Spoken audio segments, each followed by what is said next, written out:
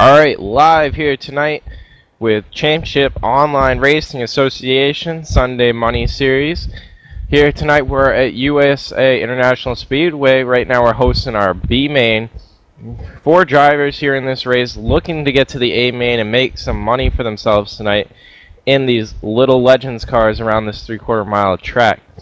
Ted, going to be some exciting race out there tonight. Yes, you're definitely going to see some absolutely exciting racing tonight, guys, because with this B main, it's all for the money. This race does not count for points. B main does not. A main, however, does. So these guys are going to be racing very hard to get into the A main race, which we'll be following up right after this B main. A couple of the names that we see here on the list of drivers who are currently going around the track, warming up, getting ready for this race. A lot of names: Bruce R. Bouchard, Vincent Vinny, names that we have seen before. John Larson as well. So there's a lot of big names in this race tonight, and so it's going to be a fantastic thing to watch, and I'm pretty excited. Yeah, pretty excited tonight. Got a lot of drivers here in this B main for these such tiny cars. It looks like we're gonna have about 12 drivers actually starting this race here, Ted. And they're scheduled 75 laps around here in this B main, 24 seconds a lap. Definitely probably gonna do a couple pit stops here for fresh tires. Yeah, you're definitely gonna have to at this racetrack, and I mean, it's a small track. It's about 3/4 of a mile, and so strategy is definitely gonna have to come into play. And we've never been. I think this is one of the shortest tracks we've been at here in this series so far. Not only that, we're in the Legends cars, so that kind of messes everything up because we haven't been able to do it. So I mean, it's going to be interesting to see all these cars. We haven't seen them before, and I think these smaller cars are going to really bring the excitement, because we're going to see some chances where guys are going to go crazy, because it's all about getting in that main race.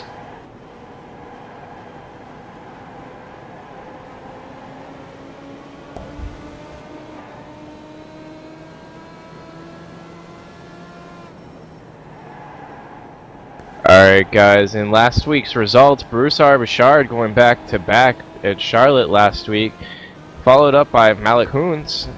Third, you had Mark Montanari. So definitely strong finish out of some people we've seen before. And a new person up there, Malik Hoons. Fourth, you had David Wank. And fifth from last week, Chris Scala, definitely showing his pride out there. Yeah, these guys really had a good race last week at Charlotte, rounding out the rest of your top 10, finishing 6th, and the number 38 was Joshua Gaiman, and the number 19, Alan Starring, number 23, Donald King, the number 81 of Colton Berkey, and rounding out your top 10 was the number 62 of Michael D'Amico. Yeah, clean race last week for these guys. They had a total of 3 cautions for 13 laps.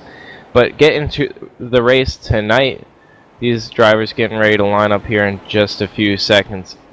Underway at USA. So like we said before, there were 3 heats to get into the A main. They had 3 people out of each heat, I believe, qualify for the A main. 4 people coming out of their B main to get in there. All tonight looking to gain the most points towards the championship and the money to go into next week. Yeah, exactly. And so, I mean, we talked to Alan earlier today, Alan Larson, and he talked to us about this race and how he's very excited to see exactly what's going to happen, and so he got us pumped up to see what was going to happen. And I think with this whole chase and race into the A main, we're going to see a lot of drivers trying a lot of risky things. Not so much early on, but I mean, when those 10 laps hit, it's going to be something to see. So here we go to grid, Matt. Yeah, gridding up tonight, starting on the pole in the B main, 71 Vincent Vinny, and on the outside of him, you're going to have Cody Severt. In that second row, starting third in the number 33 is Travis Brown, and starting right next to him in that number 72 is Ron McMahon. Starting in the row behind them, 96 Alan Starring. On the outside of him, the 02 James Wilkins. In the fourth row, the number 69, a name we have seen several times, Dale Smalley, and number 8, Sean Dower. Starting behind him, 44 Kevin McCarthy, and on the outside of him, he's won 2 weeks in a row here with Cora, and second in points, Bruce R. Bouchard. Starting row 6, the number 98 of John Larson, and right next to him in the number 24, Everett D. Lane. Rounding out your field in the last row, the number 10, Barry Wilburn, and starting 14th, number 19, Donald Sadusky. These cars are rolling around behind the pace car for the time being. It looks like they'll be going green next time by, Ted. Yep, they will be going green next time by, or this time by, rather, as the lights, it looks like, are off of the pace car. Or next time by, yeah, because lights are off on the pace car. So, I mean, this is a very short track. It's 0.75 miles, 3/4 of a mile, and so they'll be getting around here pretty quick, and we'll be underway here in the first race of 2 that we'll be showing here tonight on ETV Live. And so just keep watching for that. Like we said before, your top 4 drivers, 1, 2, 3, 4, are going to make it into the A main race. Right now, race hasn't started, however, but the people who are looking in that grid right now to make it into that, the little slots, is Vincent Vinny, Cody Sever, Travis Brown, and Ron McMahon. Those are your top 4. But here they come into 3 and 4. We're going to go racing, Matt. Yeah, racing definitely going to be right around that 4th spot as the top 3 will chill out a little bit. Pace car is off. Vincent Vinny waiting to get the green flag to go. He's holding on. And 78 looks like jumped the restart. Vincent Vinny going across the line with a bad start into 1. And that's going to be 78 Cody Sever way out front there already. Yeah, he had a huge jump out front, so I don't know if they might give him the black flag per se because he ended up jumping that restart. But good on him for getting such a huge restart as he got a hefty lead right out of the gate. Vincent Vinny, who was in your first position, is still in second, but right below him in that number 72 car, he's trying to make his way into that second position, is Ron McMahon as they head onto the backstretch. In for a battle for the transfer spot, 4th place, Travis Brown, Alan Starling looking for any way he can possibly get around that machine on the inside and the outside, trying a couple different grooves. Behind them, trying to chase him down, Sean Dorr, and it looks like we got a car off in the grass going down the front stretch. Car off into the grass down the front stretch. It would seem that car, looking back, Donald Sadusky in that number 19 car in 14th place, he definitely is falling back. He needs to catch that before he loses them. But the guy who went off into the grass was actually Dale Smalley, a name that we're very familiar with. So he went off into the grass, lost the pace, but he jumps back up there as he tries to race back up to the front. Alan Starling back up to the bumper of the 33 Travis Brown for 4th place as they're quickly running down Vincent Vinny together. And they're just single-filed out there first through about 9th place, putting some laps down here as they've still got a long ways to go tonight. Yep, still got a long ways to go. We got 75 laps in this first race out of 2, and we're only on lap 5. Caution is out, though, on the raceway, Matt. Caution out. Looking around for some smoke. I didn't see it up front, so it's definitely around near the back. And I'm thinking about John. It seems like Donald Sadusky. Yeah, it seems like the man who might have spun it around was that number 19 car that I had mentioned earlier, or rather the 98 car.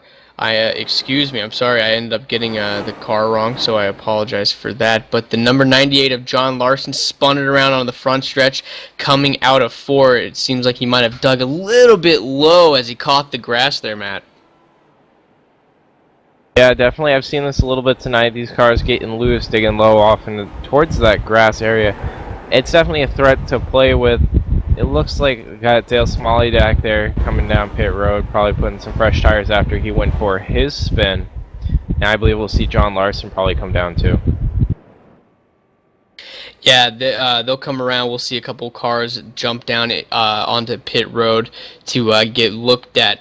Looking back at the field, something that I was thinking about, Matt, is that I mean, and this occurred to me when a big name like Dale Smalley and John Larson, how they have fallen back to the 13th and 14th spot respectively. is that this is a game changer. All right, not only do the top 4 people from this race go into the main race, the one that is for points, So what if a guy like Dale Smalley, who currently is sitting in the #1 spot in the core point standings right now? I mean, what if he doesn't make this race and he doesn't get into that A main race? That poses a huge problem there, as he won't gain any points because this B main race, it's not 4 points. It's just to race into that main race for tonight. And so the fact that he's sitting back there in 13th position, even Bruce Arbachard sitting back in the 8th position, not up in that top 4 spot. I mean, a lot of these big names, they're going to have to get up there. They're going to have to get that top 4 spot, one of them, if they want to gain any points this week. And, I mean, guys with huge names like that who made a huge jump into the point standings, if they don't get up there and if they don't make this next race, and they're going to take a huge points drop. Yeah, well, Ted, looking at it, Dale Somali's got the 96 points lead over Bruce Bouchard, who's failed to make it into a qualifying spot tonight. So looking at that, he doesn't have too much of a worry there in the points. Next person back, David Wank, 126 points back. I don't see Wank in the B main, and we haven't quite got the official list for the A main yet. So we're going to have to see. Even then, though, one race, he's not going to lose the points lead most likely tonight. So definitely he's out there and he wants to extend his lead, but he doesn't have too much of a worry on his shoulders except keeping that cushion that he has right now. It does make me wonder. I mean, obviously it would help it would help Bruce Arbachard out if he made it into the A main race and then won. Green flag out though here on the speedway at USA International Speedway. We were back to green after that caution that came out on lap. Yeah, going back to 4th place. Right behind him, actually 5th and 6th, the 96 Alan Starring, 8 of Don Dort. On the outside, trying to keep the 5th place position is Alan Starring on the inside. And the inside lane so far tonight has been the fastest way around, but also the slickest. Yeah, definitely one of the slickest, as we saw with John Larson, that number 98 car. But yeah, looking back in the 5th position, Alan Starring in that 96. He's trying to race hard against that number 33 of Travis Brown, trying to get around him. Travis Brown, he's currently in that transition spot. He's sitting in 4th place. He is now going to try to look in the next thing. But hey, caution back out on the speedway. I think we might still be green, but Dale Smalley is around, I hear. Yeah, Dale Somali goes into 3 hard and just nails it up towards the wall. So the number 69 Blue Machine, a lot of damage out on that car. So he's going to have to get that thing going, but we're still green flag here tonight. Still green flag. Lot of damage to our points leader as he took another spill into turn 4. And yeah, like you said, there is a lot of heavy damage to that car. It's going to be interesting exactly what we're going to see here tonight when it comes to that kind of thing. I mean, these guys, they've been racing this entire series. They've been racing with trucks. They've raced in the Gen 6 cars, and they've even raced in the Indy cars. So I don't think that they're really prepared to make this hard transition into legend cars. That definitely mixed things up a bit. And when you're only 3 laps or 3 tracks away, 3 races away from the end of this season, it kind of makes you wonder exactly what might go down, the different things that could occur. But Dale Smalley, he has a huge lead in the points, so like you said, it might not have too much to worry about. But we are under caution here, Matt, at USA International Speedway. And it looks about all these other weeks, Ted. 69's come back down. They let him pull out that backup back out there on the track. Showing him in 12th place, but these guys are firm in the end of the line penalty when you cause the caution. So he'll have to restart 14th and make up 10 positions to try and get into the A main, Ted. So he's got a plate ahead of him, although they still have 60 laps to go. So, Matt, we had this the last time we broadcasted about 2 weeks ago, me and you in the booth. We had this little thing where we asked each other exactly who we thought was gonna win. I'm not gonna ask you that because it turned out our drivers did not have that good of a time after we made the predicament that, or the prediction that they might win. So, but I will ask you this: who are your top 4 drivers in this B main that you think are going to make it up there and stay in those top 4 spots to transfer to the A main race? Well, to be honest, Ted, from the start of this race, the top 4 is the top 4. We've rearranged the order a little bit, but it still sticks. Cody Severt, Ron McMahon, Vincent Vinny, and Travis Brown, the top 4 starting this race, able to hold on to it right now. I think the top 3 right now, the 78, 72, and 71, all going to make it. Travis Brown, though, he's going to have to pick up some speed, or else Alan Starring or even Sean Dorr is going to have the door open for him. And you know, I must admit I 100% agree with you. Actually, that's a good prediction. So I'll stick with that. I'm not going to veer too much, but we are back to green here at USA International Speedway. Cody Severt still up there in that number 78 car. He's in the lead, and he gets a huge lead once again on Ron McMahon, who sits in that second position with Vincent Vinny in his number 71 machine in the third place position. Yeah, third actually battling right now. Travis Brown was looking for it, went to the inside of Vincent Vinny, got a little loose coming off of 3.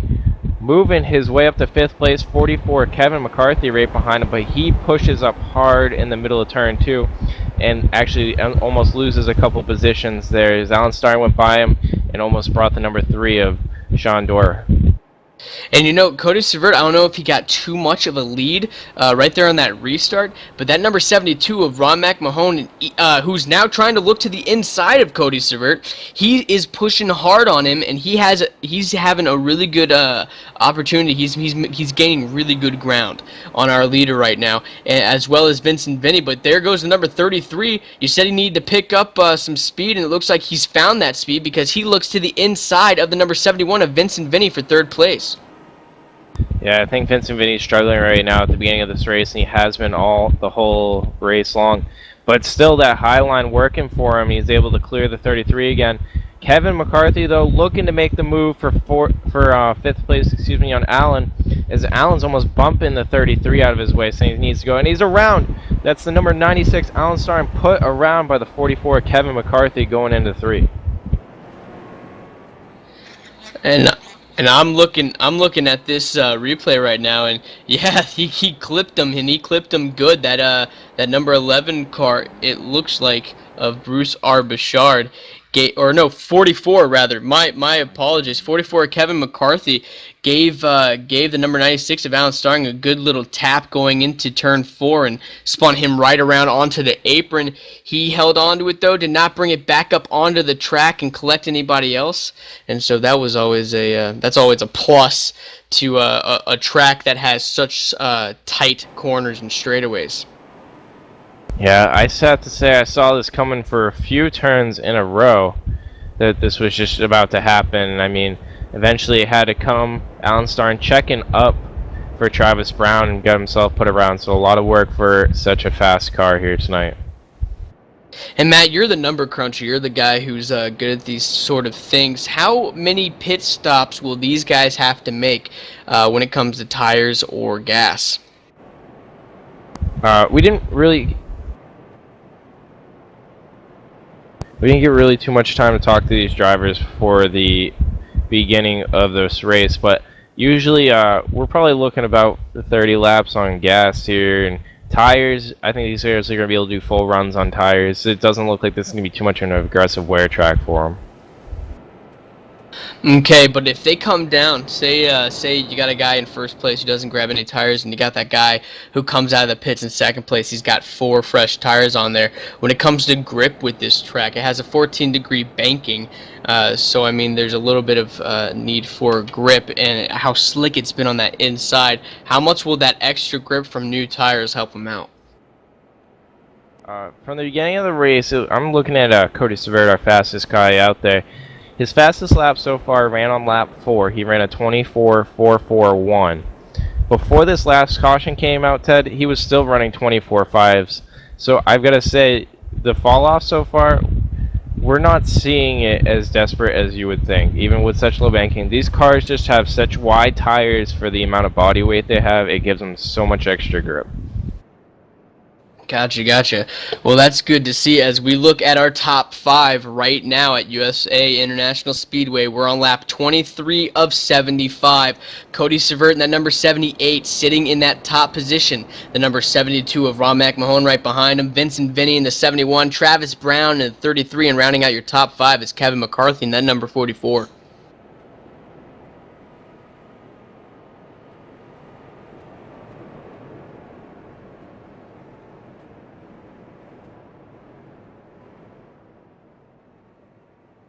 Going into the pits now, I mean, we're still under caution here, but going into the pits is that number 44 of Kevin McCarthy, who was in that last last caution that came out. He was involved in it as he spun around the number 96 of Alan Starring. Kevin McCarthy was given a end of the line penalty, so he has gone down pit road and he'll come back and he'll be back at the longest end of the line. At such a short track as USA International Speedway, you would expect by at least lap 24, as we are right now on, that you would see some lapping, that you'd have cars that are a lap down, 2 laps down, maybe not 2, but at least a lap down. However, all 14 cars are currently on the lead lap, so that's something to see, as the pace car has jumped down below into pit road, and we are back to green here at USA International Speedway. Yeah, back green here at the Speedway. It looks like the 78 pulling away once again. Strong car, good restart for him. Back here in 4th place, though, Travis Brown still defending that 4th place position, but now he's got some different names behind him. Bruce Arbachard, Everett Lane, looking for the position as they fall back a little bit, battling each other here, trying to see who's actually going to work their way into the transfer spot. It looks like Bruce Arbachard's actually picked up the spot, and now he's going after Vincent Vinny for 3rd place at 71 and 11, battling it out here. As Bouchard's looking left and right coming down the straightaway. Which way can he make the move coming into the turn? So like I said earlier to Ted, Travis Brown's got to pick up some speed here if he wants to qualify tonight, but already moving their way back up. Dale Smalley's picked up 4 positions since his accident, picking up another one here to go into 9th place. Trying to work his way forward. Alan Starring all the way from his wreck back up to 8th place. And Kevin McCarthy actually given the EOL on that last wreck, so he's got the most work to do from 14th, and he's a long ways off the field. Yeah, he's way back there in pace, 14 seconds behind Cody Severt, our leader in the number 78 car. And, I mean, everybody else, the next car up in 13th position is 8 seconds behind. So that just gives everybody a little bit of a reference on how far back he truly is. But looking back in the 3rd position, number 71 of Vincent Vinny, he's getting worked on by the number 11 of Bruce R. Bouchard, who has moved his way up from the 8th position to the 4th position. Caution out now, once again on the speedway here at USA International Speedway.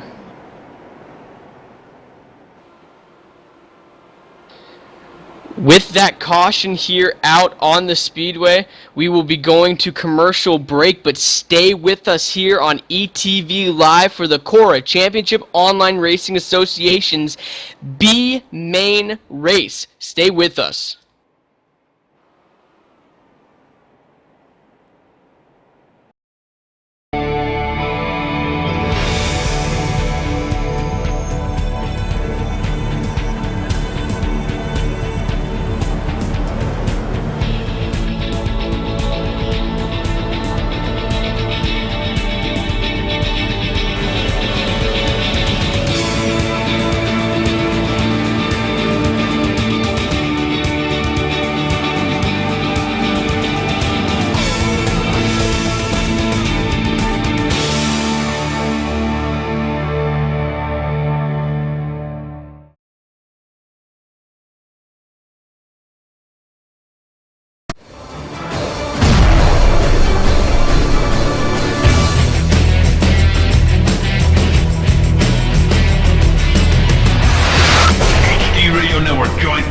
Plus other listeners where you can hear everything from big 80s metal to classic rock and roll, country country radio, ETV live sports radio, even adult and unplugged rock and roll. HDRadioNetwork.com, one of the fastest growing internet radio networks. HDRadioNetwork.com. Take it with you, cowboy. Get the mobile app for Android, iPhone, iPad, and all the rest from TuneIn.com.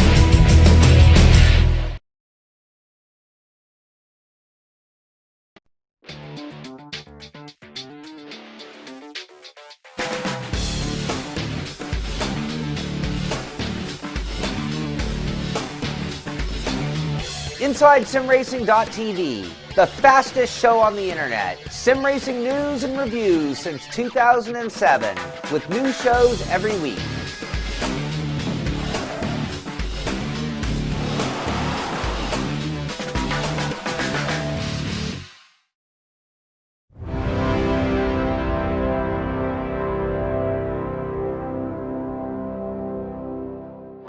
It's time for those most famous words in motorsports. Travis, start your engines!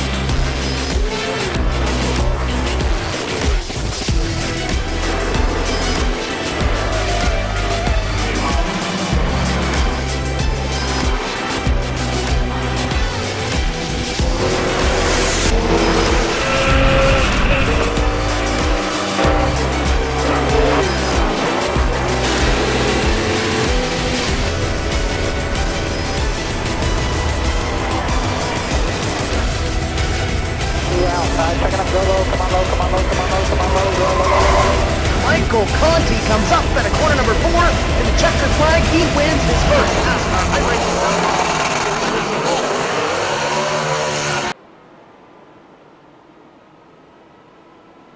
Back live at USA International Speedway in Lakeland, Florida. We are back to green here. Cody Servert in his number 78 car jumping out front once again. But looking back in the third and fourth position, the number 71 of Vincent Vinny and the number 11 of Bruce R. Bouchard. A great, absolutely great fight they have going on back there as Bruce R. Bouchard jumps to that inside line to try to take the position away from Vincent Vinny, but Vincent Vinny in his number 71 car is holding on to it as strong as he can, but it looks like Bruce R. Bouchard, who's sitting second right now in our point standings for Cora Sunday Money Series, has cleared him and will take that third spot away from Vincent Vinny. And now Vincent Vinny in that 71 has Travis Brown in that number 33 to worry about. So as they head off into turn 1, we'll see if he tries to take that high line. He drove it in hard too as he came up. And now it looks like the number 24 will try to make some good work of him. A lot of good passes, a lot of clean passes have happened so far today. One thing that we want you viewers to know, if you're trying to look for him, John Larson, that number 98, after significant damage to his car, has taken it behind the wall. So he is out of this race, and he will not transfer over into that top spot for the main race. But looking back up in front, that number 78 of Cody Servert has the number 72 of Ron McMahon all over his rear bumper, trying to find some way. But in that third spot, Bruce R. Bouchard, after getting a great run out of 4, has jumped up high of Ron McMahon, and he will take away the second spot from him. Bruce R. Bouchard has an absolutely fast car out of everybody in that field. He has a fast car. He was in 8th position about, I'd say, about 10 laps ago, and now he's back up in 2nd place, and he is fighting for that top spot from Cody Servert, who's held on to it all race long. All right, guys, and I'll tell you what, the Cowboy here filling in for Matt Close had to step away, had an emergency prop up, but I'll tell you what, the Cowboy in the booth up here with Ted Manning, Legends cars here at USA International. Hey, I'm back here in 9th position. Sean Dower back here, dude. I'll tell you what, this Cowboy is putting the pressure on the 33 machine of Travis Brown out in front of him with the 44. gaining a little bit of time over that 33 machine. So Sean Dower taking a back seat back here. But I tell you what, he does have some traffic in front of him moving up through the line here. The 96 car of Alan Starring up here, 6th position, guys. He's also staring at the bumper of the 24 car. 41 laps into a 75-lap race here at USA International Speedway, Ted. And I'll tell you what, this is short track racing at its best. Definitely short track racing at its best as we look up to the front of the pack, and that's Bruce R. Bouchard, our new leader here at USA International Speedway. He took that lead away from Cody Severt with ease as he just made absolute work of the field and got up there to get that top spot. So, I mean, JD, he has a very strong car tonight, so he's definitely that guy to look at to make it into the A-main race. Absolutely. I tell you what. You know what else? I love these cars. I saw these cars, the real deal, in North Carolina a few years back at Orange County Speedway. And I'll tell you what, if I could have jumped into one of these things, I would have. These things look like a ton of fun, dude. But I'll tell you what, some great racing here tonight. Of course, Championship Online Racing Association, Cora, puts on some fantastic stuff here every Sunday night, right here live on ETV Live, Channel 2, every Sunday night at 8 o'clock. But I tell you what, duking it out up here, second place for the run here, Ron McMahon, want to get that right, third place up here in that 72 machine, was putting the pressure on the 76, Cody Selvert for a minute there, but backs out of it. But going to regroup here and then try to build up a head of steam and get that pony of his back up there and tangle with the 78 car for sure. One thing I've noticed throughout this race today, JD, is that looking from first position all the way back to 8th position and on, these cars, you can be in 8th place 10 laps, and then 10 laps later be leading this race, as we saw with Bruce R. Bouchard. And so these guys are racing absolutely great, minus a little bit of mishaps earlier on in the race. They've been racing clean. And you know what? At this point, it can be anybody's race. And so when you bring a atmosphere like that to online sim racing or Championship Online Racing Association, I mean, they put on absolutely fantastic shows. And talking about Bruce R. Bouchard, our leader currently right now, he has won the past 2 races for Championship Online Racing Association. And so, I mean, not talking too soon because obviously we still have the A-main race to go, but he could be looking at a 3P, JD. Absolutely. I'll tell you what, while that's going on up there, it's a 24 machine and the 69 car of Dale Smalley duking it out back here. Now, Smalley was looking for a way around that 24 for about 3 or 4 laps here. Finally found it on the top side. Going to go for the run here. He's going to get the position over Everett Lane back here. That's going to be 9th position for Dale Smalley, dudes. I'll tell you what, that cowboy's got his pony greased up and lightning fast here tonight. The 8 car is next. That's Sean Dower up there in 8th position. And it won't be long now. Dale Smalley in that 69 already putting the pressure on. But check up front, dude. Travis Brown. Now he's in a long line of cars here, all the way up to about 4th position up here with Alan Staring leading this group. At Vincent Vinny, Kevin McCarthy, Travis Brown back here in the 33 car. So 49 laps in the books here, 75 laps on the board. And I tell you what, things are starting to heat up here at USA International Speedway. After that last caution, Kevin McCarthy in that number 44 car had to drop back to the end of the longest line. At the time, all 14 cars were still on the lead lap before John Larson had to sadly pull it behind the wall. And so from Kevin McCarthy to go back from 14th position and now sitting in that 6th position trying to make quick work of Vincent Vinny in that 71 car, I mean, man, we got some exciting racing going on. Looking back in the 8th position, back at Dale Smalley in that 69 car, he has just made quick work of the number 8 of Sean Dower, and he will start pounding it up there to that number 33 of Travis Brown and try to get up to that pack and get by them. So as far as cars on the move tonight, he is one to look for. He fell back earlier in this race. He had a couple problems, a couple spins, had a little bit damage to his car, but after a quick fix-up, getting back out there on the track, it looks like he has gotten cemented in his ways here at USA International Speedway and has found just the right groove because he is pulling up there quick to the front, JD. closing in on that group in front of him. Dale Smalley, former championship driver here at Cora, he's putting the pressure on the 33 now as the 33 gets a little bit of wiggle coming out of the turn here. But I'll tell you what, Dale Smalley is absolutely on a tear here at USA International. He's looking for a top 4 spot here, get into that A main here coming up after the B main. But I'll tell you, some fantastic racing, even up front here, the 71 machine, Vincent Viney. Now, if you ever watch this dude in a cup car, he can wheel a cup car with the best of them. Vincent Viney is currently sitting in 6th position, that 71 machine of his. He's got about, 4 or 5 car lengths to catch up to the 44. That's Kevin McCarthy up here, 5th position, top 5 for him for right now. But I believe, if I'm not mistaken, it's the top 4 positions to transfer into the A main, Ted? Yeah, it's the top 4 positions that will make it into the A main right now. So let's say, for example, that this race were to finish right now. That means Bruce R. Bouchard, who sits in 1st, Ron McMahon in 2nd, Cody Savert in 3rd, and Alan Starring in 4th. They will move on to the next race that we have tonight. By next race, I mean we have a 2-race special for y'all tonight here on ETV Live. This is the B main race. This has no points at all. Like, you will not get any points tonight for winning this race, for coming in 2nd, so on and so forth.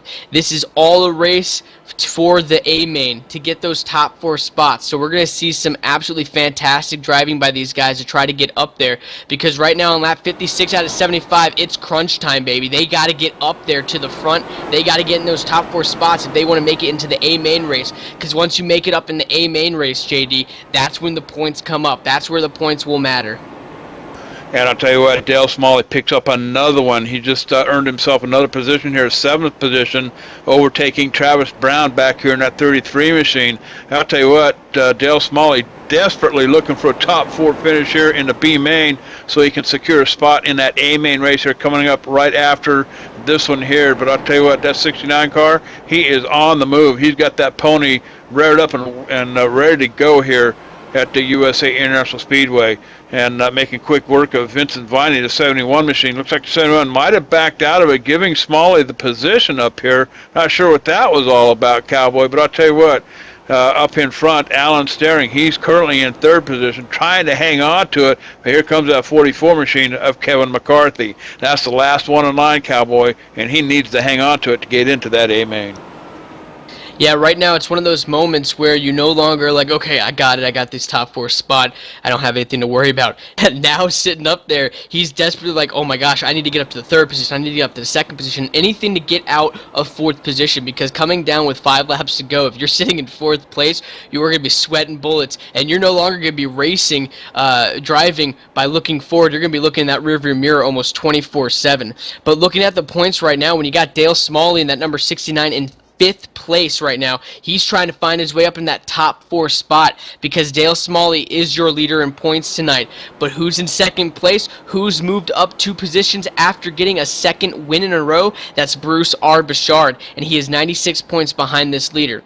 So not saying it's going to happen, but if it did, if Bruce R. Bouchard went on to the A main race and Dale Smalley could not get into that top 4 spot and doesn't move up to the A main race, that gives Bruce R. Bouchard some comfort room where he can gain some points on that leader, and we can have ourselves a race, a chase down to the championship of the Cora Sunday Money series like we did it last year. Last year, JD introduced the Cora Championship Online Racing Association to the Sunday Money series to ETV Live. We got to broadcast the very last race of season 1. And it was a chase. It was a chase all the way down to the very end with Gordon Berkey and Dale Smalley, with Dale Smalley running away with the championship. So, JD, a lot of things can happen in these next 3 races, and I think we're going to have a very exciting race tonight as well as the weeks to come. Absolutely, Cowboy. And I'll tell you what, watching the 33 machine back here, currently running in 8th position, he was chasing down Viney and Sievert up here in 7th position, 6th position, but check my numbers here. Something happened to him. He got a little bit of a wiggle coming out of the turn. I think he lost a little bit of power there, had to back out of it and ease up on the throttle. But the 33 machine of Travis Brown desperately trying to look for a top 4 here tonight as he takes the high groove coming off the turn. But I want to check the chat box over here, Cowboy. I tell you what, let's say hello to Alan Larson. I know who that is, Cowboy. He's one of the race officials here tonight at USA International. Chris Scow is in the house. David Fish, David Wank watching here tonight, and Dong King, All Pro, is in the house. And of course, guess this, guess that. You boys, you know you can put your real name in there. Caution coming out here on the speedway, Ted, as we try to chase it down and find out who brought this one out. Yep, caution again once out on this, once again out on the speedway here at USA International, as we try to look back and see exactly what caused this caution. I think this would be the fourth caution of tonight, and so I mean, looking back to try to find exactly who was the one to bring out this caution so we can give you a little play-by-play on what exactly happened. But it might have just been a little spin, JD, because as of right now I cannot find it, as I'm still looking back on the replay tape. You bet. I've got my monitor wound back up here too, looking for it. But Ted, what do we got, bud? Alright, I have found it, and you know what? It ended up involving with that number 44, Kevin McCarthy, and the number 96 of Alan Starring. As they were heading off into turn number 1, I guess Alan Starring had to hit on his brakes because he almost just ran into the back of, it looks like that 71 car, or not 71, 72 rather, of Ron McMahon, and so he dove in there, almost ran into him, had to let off, and the number 44 of Kevin McCarthy just ran into the back of him, spun him around, and he has a little bit of damage to the front of his car, but he kept it off the wall for the most part, and so he'll keep on running as we're under caution here, JD. I believe they call that a triple axle or an e-ticket ride here on ETV Live. So caution number 4 on the speedway here tonight. And I tell you what, no harm, no foul. Alan Starring looks like he's in pretty decent shape here, as I'm still watching it on my replay. But I tell you what, with 65 laps in the books here, 10 to go here, it'll be probably about 8 or 9 before we get back to green here. But what a race here tonight. Yeah, so far we've just had an absolutely fantastic race. Not a lot of crazy cautions. We haven't seen people slamming into each other and totally taking each other out of this race. One thing to take note of, we have a couple of cars you might be looking on your screen right now that you're like, I didn't see them up in the front before. Well, that's the number 10, the number 02, and the number 19, Barry Winborn, James Wilkins, and Donald Sadusky, who are all 1 lap down currently. Your guys on the lead lap is positions 1 through 10. Bruce Arbstrad, Ron McMahon, Kevin McCarthy, and Dale Smalley all in your transfer spots right now to make it to the A main race. Dale Smalley able to get that 4th position from Cody Savert in the number 78, but I have a feeling, JD, he's not going to just give that spot up, and he's going to be racing for it. And like you said, we're going to have 8 or 9 laps to go when we go back to green. And I mean, that's just a race right there, man. I mean, they're going to be pushing hard because everybody's going to want that transfer spot, especially the likes of Dale Smalley. Cody Savert, I bet he would not mind to get up there. Alan Starring as well, who's in 5th place. So a lot of crazy stuff is about to happen, JD. A lot of stuff's about to go down. I'll tell you what. This is what you typically see back in North Carolina, South Carolina, Georgia, back in dirt track, short track areas like that. And I tell you, this is some fantastic racing. I love this stuff. Lights are off on the pace car, and it's a short way around this track. I believe it's a 3/4 mile track, if I'm not mistaken. Been a while since I've been here. Bruce Bouchard is going to pick up the green flag with McMahon, Smalley, and Sievers. Smalley up into 3rd position, and he's secured right now. But all he needs to do is stay up there. Cody Servett, he's secured in that 4th position. And then Alan Starring, he sees it and he wants it as the green flag comes out, and we're back to racing. We are back to racing here at USA International Speedway. Bruce Arbstrad in that number 1 spot. Looking back, though, that number 8, whoa, he got a little bit loose. That's Sean Dower trying to make a move on the number 33 at Travis Brown, but that did not happen as he got it way loose trying to get by him, and he almost ended up into the wall. Kevin McCarthy has been given a end-of-the-line penalty as well, and he parked it into the pit, so that's something that y'all should know if you don't see him racing around as he goes a lap down. Alan Starring, that number 96, a lap down as well. the transfer spots. What we're looking for. Lap 72 out of 75. We are down to the final laps here at USA International Speedway. JD, man, it's getting down there as we got a spin. Oh! Dale Smalley up into the wall. They're both upside down. That might be the end of the race here, JD. It may be the end of the race, and it just might be the end of Dale Smalley's chance for a transfer spot into the A main as the dust clears here at USA International with 2 laps to go. They may be calling the race here, and it just might be Bouchard, McMahon, Lane, and Dower. Dower in that A machine having a rough start this last go-round off that last caution. I'll tell you what, does he feel lucky or what?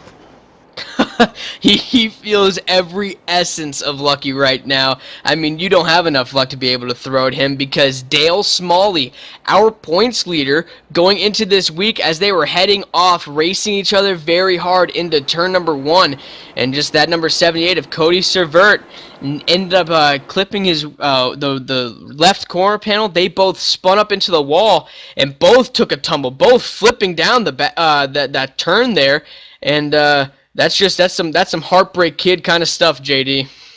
I'll tell you what, Heartbreak Kid, that belongs to Dale Smalley and that 69 machine working so hard in the latter half of this race to get that number 69 car of his up to the front, top 4. He was in 3rd place when all that mayhem took place, out of the running here if this race is over, and it just might very well be. We're on lap 75, and that's going to be it, Cowboy. This is the race is going to be called, and here's your lineup. Bruce Bouchard will transfer over with Ron McMahon, Everett Lane, Sean Dower, your top 4 finishers here at USA International. And I'll tell you what, Ted, this is fodder for a new radio show coming our way. Rewind BS and Back Talk radio show coming soon to ETV Live. You can join me, Dakota Ehrman, and Jimmy North for an hour of Rewind, looking back at previous events like the Cora race here tonight, interviews from drivers and crew chiefs, also the myself, the so-called authority on BS and Back Talk. And, of course, a lot of things we can discuss, previous races, recaps and that kind of thing. So coming soon on ETV Live Radio. I'll tell you what, having a ton of fun here at USA International Raceway. And I believe the race is over. And they are going to call it. Bouchard is going to bring the trophy home. Also want to make mention, Ted, of the setup analyzer from Mark Montanari. If you need a crew chief, here's the next best thing. Mark Montanari's Sim Racing Setup Analyzer. As you test the car, enter data into the analyzer, and just like the big guys, it spits out recommendations that you can make to make the changes. Join the ranks of some of the fastest guys. I got to learn to read my own damn script. Join the ranks of some of the fastest guys in sim racing. Get the analyzer and start turning your wrenches at the click of the mouse. Sim Racing Setup Analyzer, the only crew chief you'll need. You can get it at setupanalyzer.com, Ted. Absolutely great racing here tonight at USA International Speedway. And boys and girls, we're not done yet. We still have the A main race, the main event for tonight. And that main event will have the likes of Bruce Bouchard, Ron McMahon, Everett D. Lane, and Sean Dower joining those ranks. They'll be starting in the back there after racing in the B main race. And so hey, it comes down to this, but guys, we had a great race in that first in the first B main, the first race of the night. I think we're gonna have an absolutely even better race tonight, or with the A main race. And so JD, that's what these guys have to look forward to. You had a great race tonight, you're gonna probably have an even better one later tonight with the A main.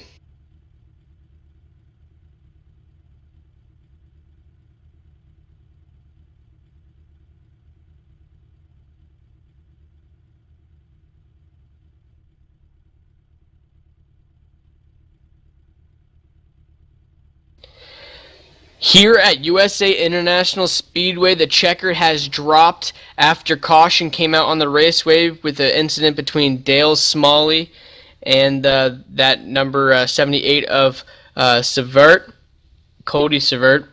And right now, I have teleported from the box down to victory lane with that number 11, Bruce R. Bouchard. Bruce, this is ETV Live. You got me, bud? Yeah, I copy.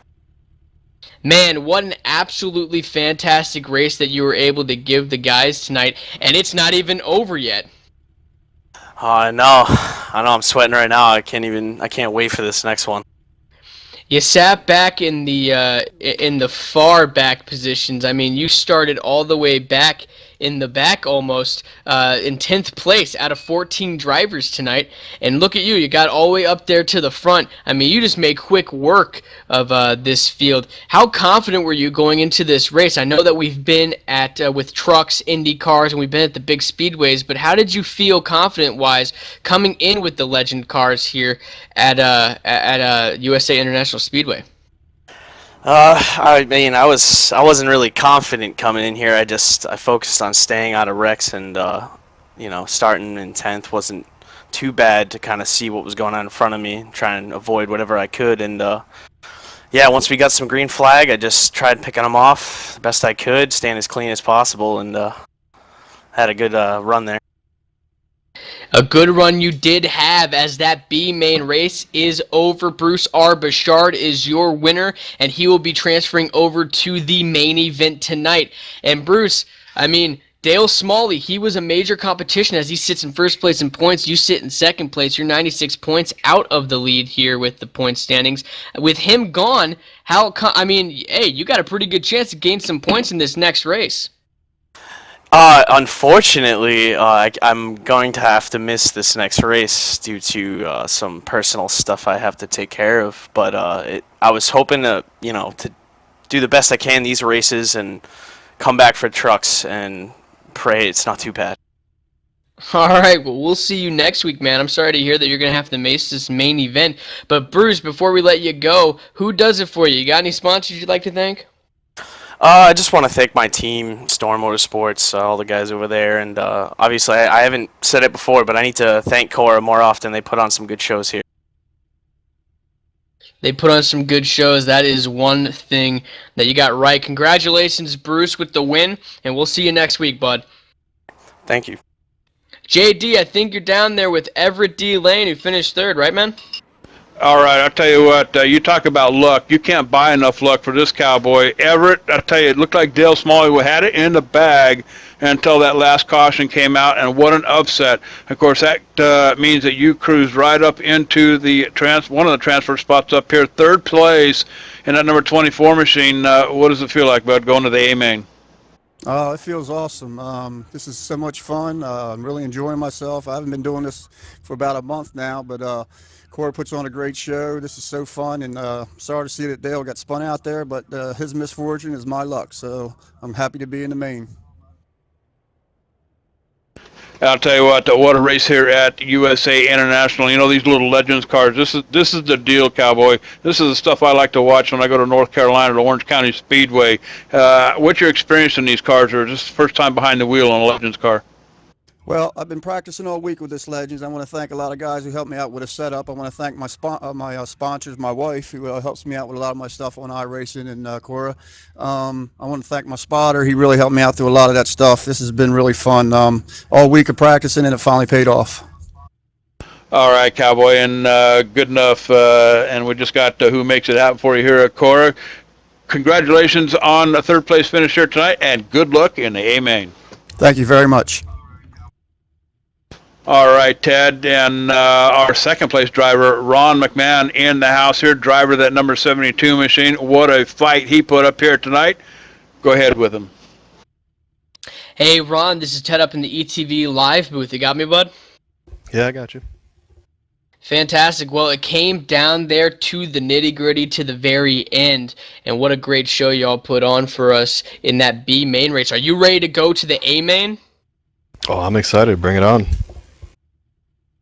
Coming into this, I mean, with all these other tracks that we've seen these boys race at when it comes to trucks, Indy cars, Gen 6, I'm going to ask you the same thing. How prepared were you to come down to something completely different, almost a 180 in fact, with these legend cars at such a short track? Well, if I'm completely honest, I'm mostly kind of a road guy, so all this oval stuff is new to me. I'm just learning as I go. And coming down to those final laps, I mean, you know that the top 4 guys, they make it into that main race. I mean, sitting back and just holding on to that spot, how much were you looking in that rearview mirror? Oh, I was prepared to let them go. I knew all I needed to do was get fourth, so I figured if they got way up on me there, that I'd let them by and just try to hold on to fourth there, since I saw quite a gap behind fourth. Very modest, very truthful. I like that. All right, man. We're going to head off to the main race, but I'd like to ask before I let you go, who makes it for you? Do you got any sponsors, anybody you'd like to thank? Yeah, just Netcode Illuminati. They pay for my races here. They got a cool little design on the car, and really appreciate their help. Hey, congratulations on the second place finish, man. Can't wait to see you in the A main event. Thank you. JD, take it away, man. All right, the B main is wrapped up, and we are good to go. Cowboy, Bouchard, McMahon, Lane, and Dower, your top 4 transferring into the A main. Coming up here shortly, we're going to go ahead and step away, take a commercial break. When we come back, Cowboy, get ready. I believe it's 125 laps here at USA International Speedway. So hang on tight, go check the fridge, and get them corn dogs and Coronas ready, and get ready for some fantastic short track racing. We'll be right back, so don't wander off.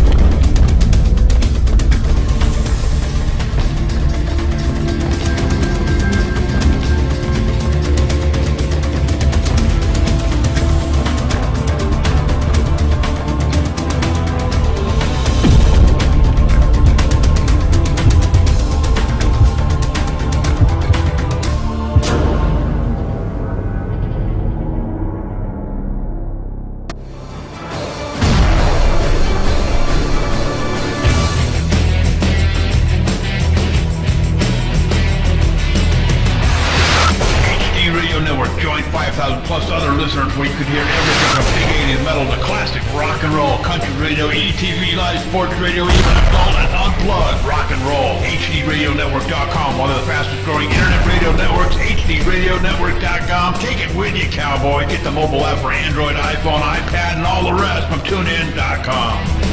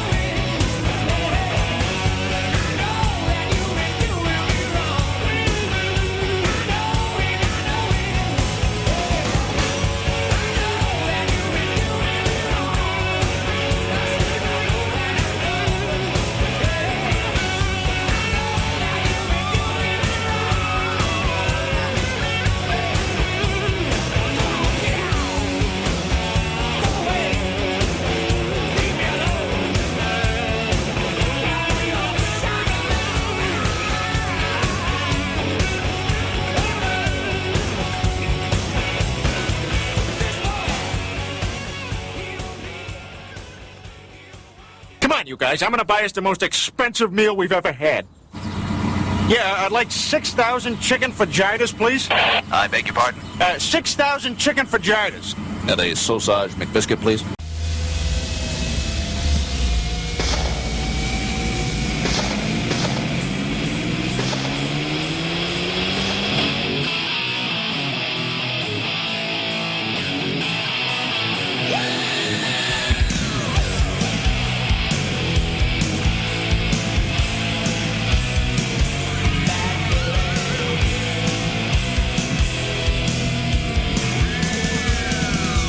Billy Wynn driving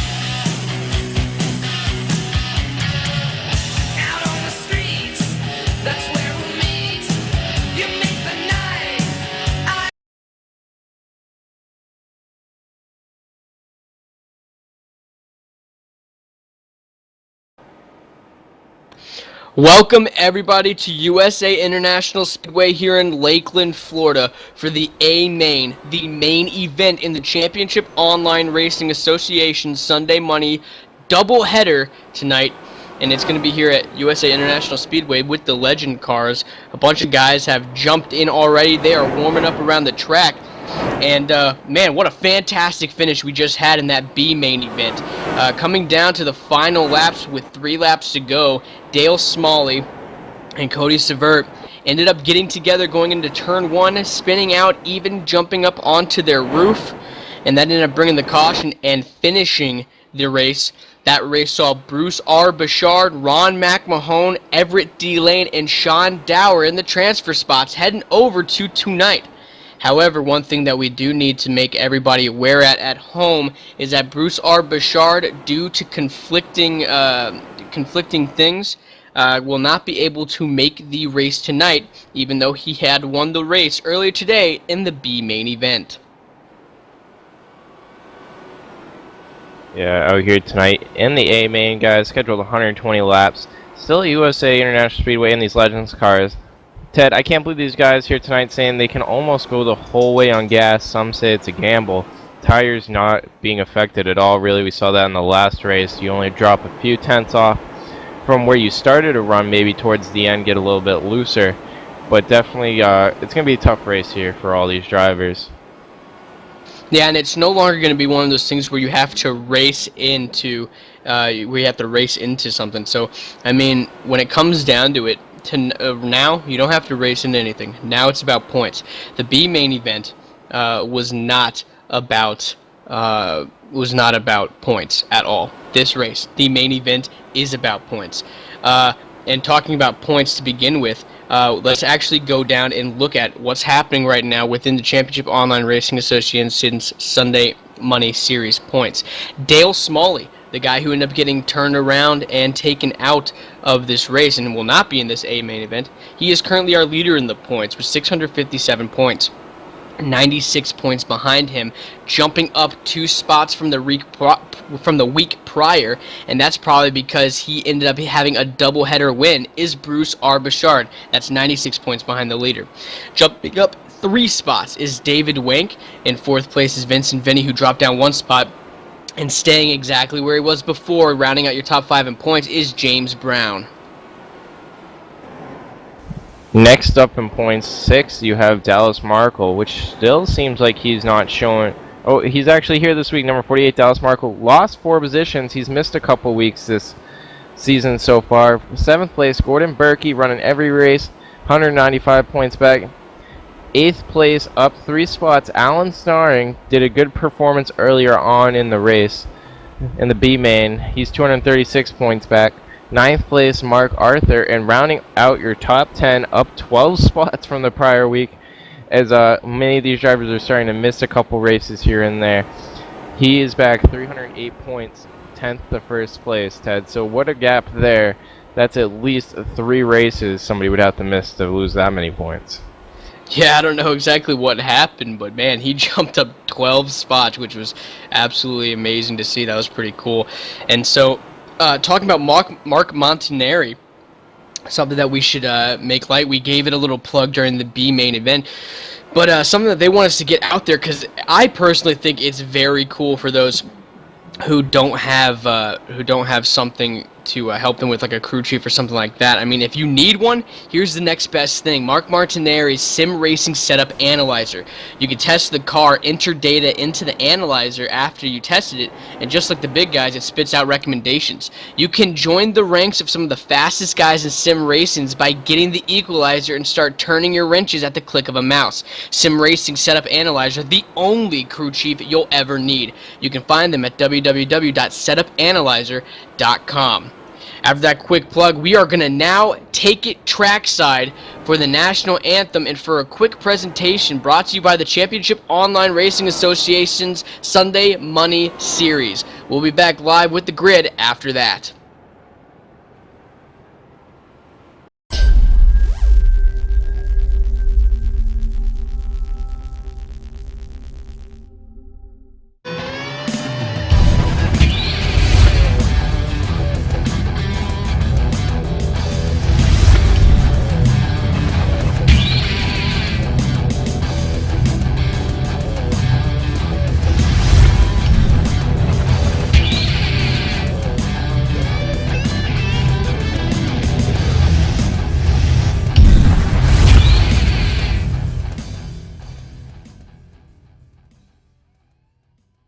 Welcome viewers to Championship Online Racing Association's Sunday Money Series.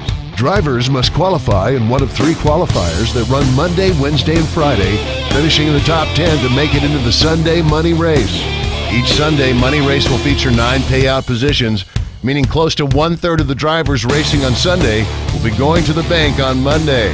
The winner of each Sunday Money Race will receive $30. Second place pays $20, $15 for third, $10 for fourth, and $5 to fifth place. In addition to the top 5 finishing positions, Cora will also pay a $5 award to the fastest qualifier, giving them the Fast Cash Award. Prior to the start of qualifying for each Sunday Money Race, a number is drawn at random. The driver qualifying in that position will be awarded a $5 Easy Money Award. The same number will be used to pay a $5 bonus for the driver finishing in that same position in tonight's race. As is the way with Cora to encourage safe, clean racing, Cora will also be paying a $5 bonus for the highest finisher with the fewest incidents outside the top 5. In addition to our drivers racing for the Sunday Money, they are also vying for the coveted Cora Championship. Points will be tallied over the season with the top 5 receiving cash awards, the winner being crowned the Cora Sunday Money Champion. Every time a driver qualifies for a Sunday Money event, their name will go into a pool for a drawing to win a year's membership of iRacing Compliments of Cora, Championship Online Racing Association, the premier series in online racing. Sunday Money Series official sponsors are Dale Smalley Drywall, The Finish is What Counts, Bart, Competition Karting, and Berkey Painting and Sandblasting. Green's Automotive, celebrating 60 years of business. A first look at the all-new 2013 Chevy Malibu. A revolutionary new touch console puts all the information where you need it. Introducing the entirely new Ford Fusion, an entirely new idea of what a car can be. And now we would like to pass off to Reverend Mark Anderson for our pre-race invocation. Heavenly Father, we thank you that in your divine providence, you made it possible for us to be here tonight. And we ask you, Lord, to watch over our servicemen and women here and abroad. And God, that you would protect them as they protect the freedom that we enjoy. And now, Father God, we lift up to you these asphalt warriors, these high-octane gladiators who are going to risk themselves for the thrill of the race. We pray that you would increase their talents and abilities, that you would heighten their senses and awareness. God, that you would protect them and give them a race that we will never forget. God, that we can have a 3-wide, door-banging drag race to the checkered flag tonight. Yes. Father, we believe that nothing but good things are going to come to pass as soon as these men hit the gas. So, Father, we pray by faith, with joy and thanksgiving in our heart, and in the precious name of our Lord and Savior Jesus Christ, and together, all of God's creation says, amen and amen. And now we'd like to pass it off to our very own Jaden Berkey for today's national anthem. Oh, say, can you see by the dawn's early light what so proudly we hailed at the twilight's last gleaming, whose broad stripes and bright stars through the perilous fight o'er the ramparts we watched were so gallantly streaming. And the rocket's red glare, the bombs bursting in air, gave proof through the night that our flag was still there. Oh, say does that star-spangled banner yet wave o'er the land of the free and the home of the brave? And now finally, down to Gordon Berkey for the 4 most famous words in motorsports. Gentlemen, start your engines!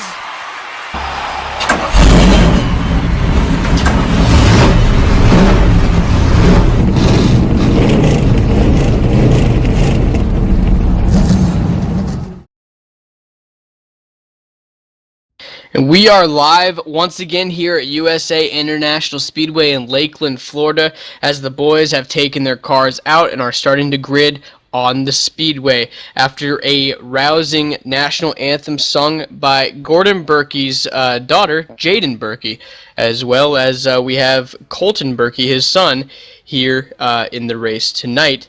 So, or not in the race tonight, but he races here with Cora at the Championship Online Racing Association's races on Sunday Money.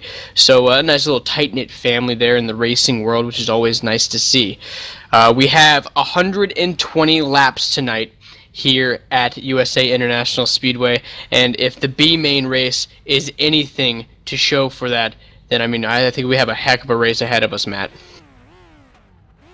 Yeah, definitely a heck of a race ahead of us here on the grid. Not a lot of time here with the amount of pace laps they do, so let's run them down through the field here tonight, Ted. Starting on the pole, number 73, Kenneth O'Keefe, a man who's only made 2 other starts this season, but always promised to be contending for the win. And on outside of him, Colton Berkey in the 81. Starting in the second row, David Wank in that number 40, and Mark Jackson in the number 2. Third row, you've got number 18, Jay Anderson, starting on the outside of him, son of Colton Berkey, Gordon Berkey. And starting in the 7th position, number 22, Ralph Shipman, and the number 78, Michael E. Johnson. Just to clarify, Gordon Berkey is the father of Colton Berkey. Yeah, starting right behind them, you got 19, Chris Scala, 10th, Mark Montanari.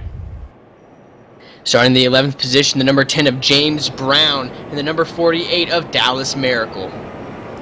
13th, Donald King. On the outside of him, the L03 of Jeremy Crandall.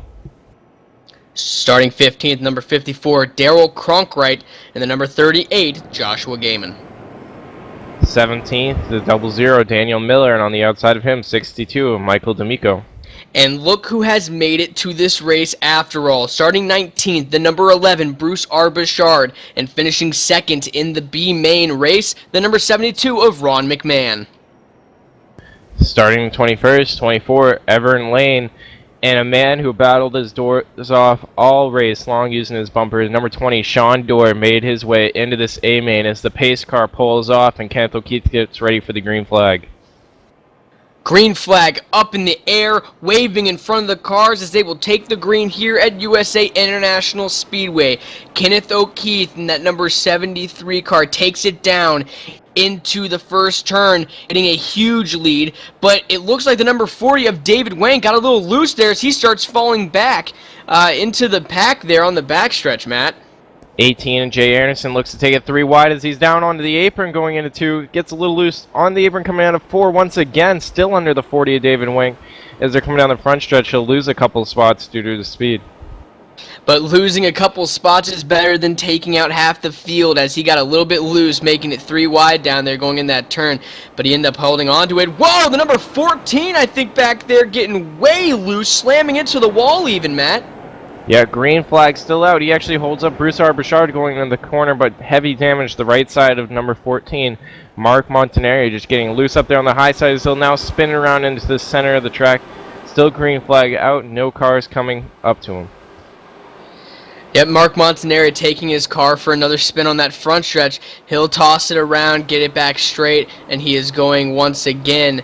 As we go live, we are still green here at USA International Speedway. No caution out on the raceway. Looking back up at the front, Kenneth O'Keefe, your leader, still a hefty lead from your second place driver of Colton Berkey, but David Wank, looking back in that number 40 car, is trying to make quick work, or excuse me, not David Wank, Mark Jackson in that number 2 car, trying to make quick work of 81 Colton Berkey, trying to hold on to it. Bouchard held up by the wreck back in 19th position, now trying to work his way around the the 54 as he does so. And right in front of him, Jean Doors, 54, actually heads up towards the wall like he's got some damage on that car. Yeah, it looks like he couldn't just hold on to it as he was going off into the turn, and that brought him up into the wall. It looks like he might have kept it off of it, though. Not too much damage from hitting it, but that remains to be seen as they head on around the track some more. Looking at that number 11 of Bruce Arbachard in the 18th position, he started back in 19th, so he's going to have a long way to go, but we have 120 laps here, and even though it is a short MAC, 3/4 of a mile, it's still going to be a pretty long race for these boys. But Bruce Arbachard, he has everything to gain in this race, Matt, because someone who did not make it into this main event race, but who raced in the one before, our points leader, Dale Smalley, who ended up getting wrecked with 3 laps to go when he was in a transfer spot. And so Bruce Arbachard has everything to gain with this, because the more points he gains, the more of a gradual points lead he'll try to grab on Dale Smalley, and maybe we can have a good shootout by the end of this second season of Sunday Money Series. We will have 2 races left after this, Matt, Michigan and our season finale at Talladega. Yeah, and looking at this season so far, Ted, these are the slowest cars. They've put these guys in on the shortest track so far out of everything. They put them in Indy cars at Michigan, Cup cars at Talladega. These guys have now gone from 220 miles an hour, 200 miles an hour, down to 100 maybe entering the turn. So definitely a whole different ballpark coming into tonight's racing. Yeah, it definitely is a whole different ballpark, because, I mean, obviously these guys are these cars are just totally different from what these guys are usually used to. I mean, so I asked some of the guys in the post-race interview, the ones who had won the race or come in the top 3, and they told me that coming into this, I mean, they didn't know really what to expect. I mean, you go from riding on super speeders at 200 miles an hour to racing this 0.75 mile track, you know, in the middle of nowhere, these legend cars, and it's something weird. But looking back, the number 20, I'm being told, is around Sean Dower as he spun around, but we're still under green here at USA International Speedway. Yeah, still under green. Sean Dower just losing it, coming out of turn 4, head down into the grass, and his car actually got stuck in the wall. So they pulled that out, didn't get in the way, still under green flag here, as Kenneth O'Keefe has now extended his lead to over 3 seconds. But Colton Berkey getting a little bit of a friend coming up here for second place as Mark Jackson is trying to work his way forward. Yeah, Mark Jackson's been all over the rear bumper of Colton Berkey tonight as he keeps on trying to make a run for that second position. And as they're running for it, Kenneth O'Keefe is just running away with that number 1 spot, 3 seconds ahead of the second place of Colton Berkey. Yeah, Bruce Arbachard's worked his way up from the 19th position to the 14th place, still following Everett Lane, who started behind him on the start, but as they work their way up through this field, quickly catching the 10 of James Brown, looking to break the top 10 in just a few laps here. Yeah, and that's a tough break. Like we mentioned before, Sean Dower, who's 2 laps down right now, who ended up slamming into the wall and getting his car stuck in there with significant damage. He was one of the transfer spots from the B main event. Other people who are in that transfer spot, Everett Lane and Bruce Arbachard, they're the biggest runners right now, as they obviously started back in the 19th and 20th position. They're now being read in at the 13th and 14th position in the number 24 car and the number 11 car, as they start making a run up to the front of the field. Another person who ended up making his run up there, that number 72 of Ron McMahon. He is trying to push his way up to the front. Long way to go still here, though, at USA International Speedway, so these guys have plenty of time to get up to the front and try to make a name for themselves tonight as the underdogs from the B main event. Kenneth O'Keefe in a league of his own, but behind him, Mark Jackson has completed the pass for second place past Colton Berkey in the 81. Quickly catching him in the 17, his father, Gordon Berkey, bringing up Jay Anderson also with him in the top 5 position for right now. You got big guys like Dallas Markle working his way forward, and we're hearing the 24 is around. Yeah, the 24 going down onto the backstretch right before he ended up getting into a wreck. ended up hitting one of another driver on the track, bounced down a little bit, which got his car a little loose, and it was pretty hard for him to hold on to it once again as they came down onto the front stretch. That front stretch coming out of turn 4, Matt, we've seen both in the B main event and also in this one, it's just you get real loose. It's really slick, that lower lane, and so when you come out, your tires just end up spinning rapidly and end up going back, and he is being shown now a lap down Everett D. Lane. So another guy from the B main event down a lap. That's Everett D. Lane. Sean Dower was also, like we said earlier, part of that B main event who ended up running through. So the last two standing right now, racing up there on the lead lap, is Bruce R. Bouchard in that number 11 being shown in 12th place, and Ron McMahon in the 14th position in that number 72 car. Yeah, both these drivers have worked their way forward, almost getting 10 positions this point for Bruce R. Bouchard, as he's starting to work his way past a couple lap cars here, heading up for Donald King. Right in front of Donald King, though, you got Daniel E. Miller fighting off David Wink, trying to pick up the 9th place position as he's looking inside, coming into every single turn, just can't get that drive in there to make the pass. Yeah, that 00 car of Daniel E. Miller is trying to make quick work of that number 40 of David Wank, as he will drop to the inside into turn 1, and they'll slide a little bit, hold on to it, and he'll keep moving, and it looks like if he keeps pushing, he will clear David Wank on that low side as they head off into turn number 3. David Wank, though, not really wanting to give up that spot, that 9th position. He finally will have to, though, getting a little bit loose, and someone taking advantage of that will be the 23 of Donald King as he tries to go underneath the 40 as well. Yeah, looking up at the 6th place position, it looks like the 38 of Joshua Gaiman's trying to catch Michael Johnson to pick up that 6th place position as they both roll up on the 18 of Jay Anderson for 5th place, starting to heat up for who's going to get the top 5 here tonight.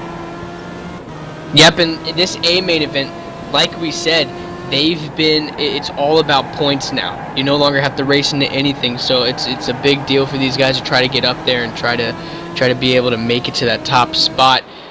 We're looking at Joshua Gaiman right now in the number 38. He is stuck in the middle of those cars, all trying to fight for position, and that's a good race right now. That's a good race for position as he tries to get all over the back bumper of that number 18 car of Jay Anderson, trying to get that top 5. But we got a long way to go, Matt. So, I mean, it's anybody's race still right now. Still 100 laps here to go in this race tonight with the Cora Online Racing Association. They qualify 3 nights a week. They get one shot. They get a shot here for the Sunday series.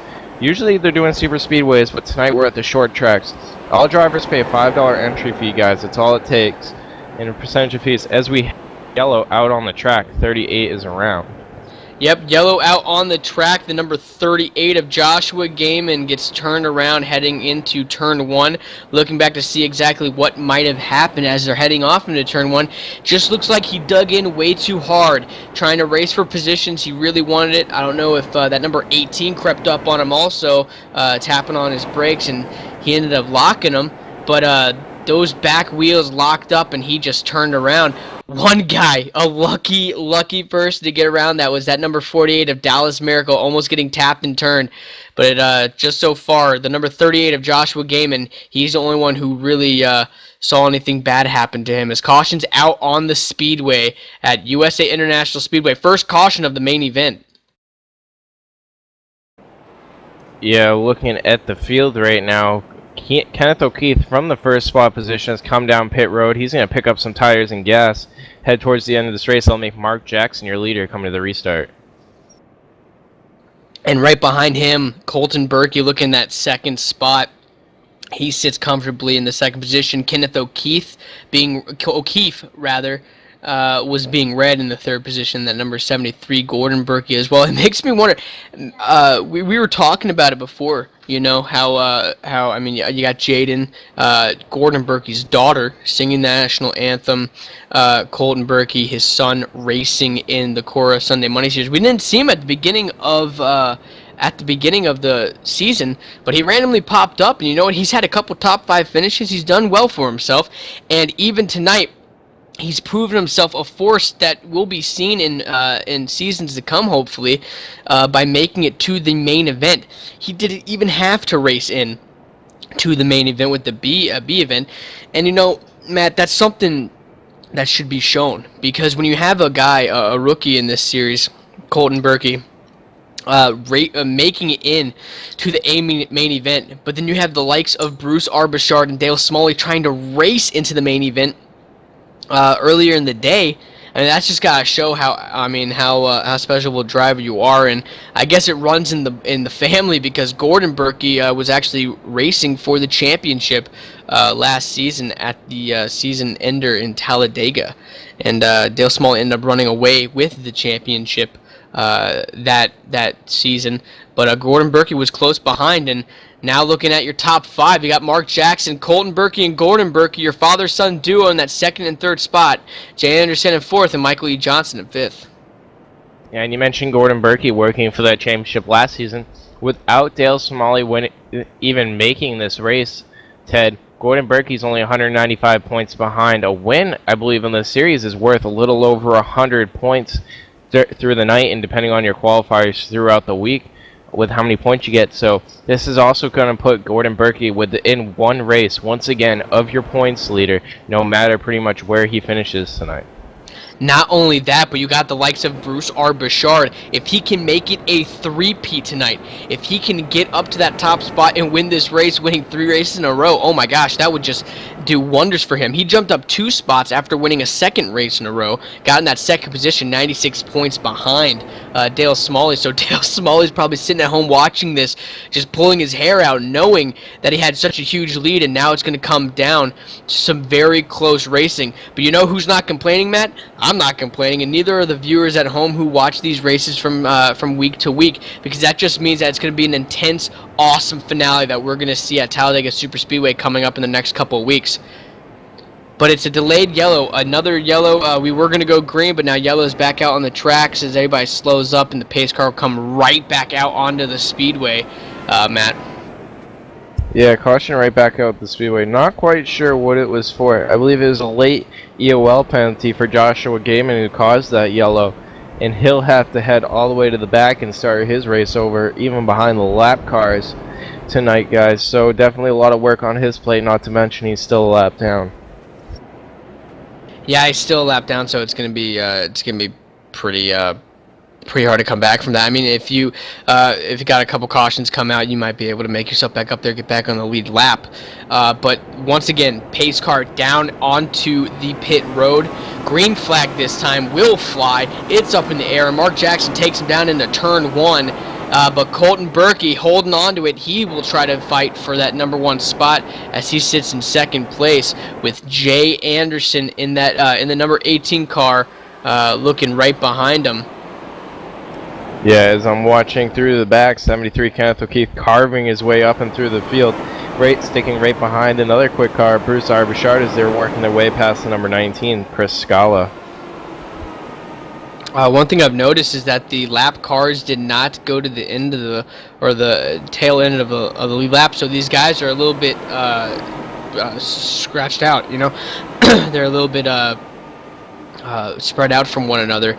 That number 18 of Jay Anderson, he's stuck in between Everett D. Lane, who's a lap down, and so he's going to have a lot of work to make up. Up in the front, Mark Jackson still sitting in first in that number 2 car, and all he's got to worry about right now is that Colton Berkey in the number 81. And so with these lap cars being stuck in the middle, it kind of mixes things up, and it's going to be pretty interesting as the night goes on, Matt. Yeah, 18 of Jay Anderson just working his way around the 20 of Sean Dower, who's 3 laps down, currently in last place, showing on the scoreboard, but not giving up tonight. So far, Ted, we've still got about 15 cars on the lead lap as yellow is out on the speedway. And we're just being told now that the 11 car is around on the speedway, and that is of Bruce Arbachard. That's the guy who raced himself in and who's 2nd in points right now. It looks like as he head down into the turn, he wiggled a little bit, overcorrected, and just spun it around in between turns 1 and 2. But he got right back up on the throttle and got underway. But once again, under caution here at USA International Speedway, after Bruce R. Bouchard, a man who raced his way into this race, took a spin between turns 1 and 2. Yeah, going for a ride. Still a man that worked his way up quite a few positions off that last restart. 73 Kenneth O'Keefe. I necessarily would never say it's a smart move to pit this early and put yourself back there, Ted. As I've seen time and time again here on ETV Live that these guys get wrecked and just never make it back up.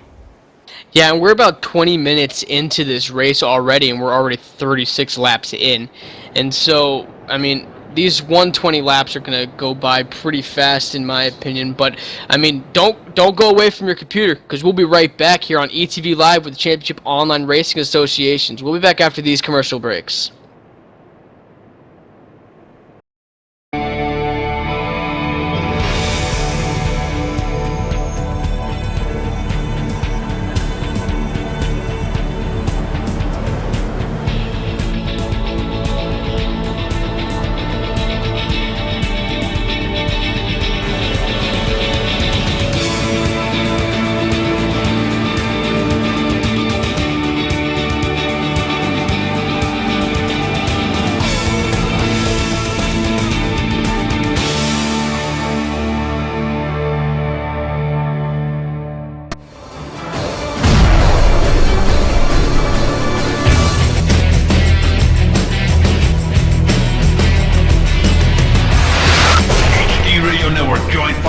Plus other listeners where you could hear everything from big 80s metal to classic rock and roll, country radio, ETV, live sports radio, even adult and unplugged rock and roll. HDRadioNetwork.com, one of the fastest growing internet radio networks, HDRadioNetwork.com. Take it with you, cowboy. Get the mobile app for Android, iPhone, iPad, and all the rest from TuneIn.com.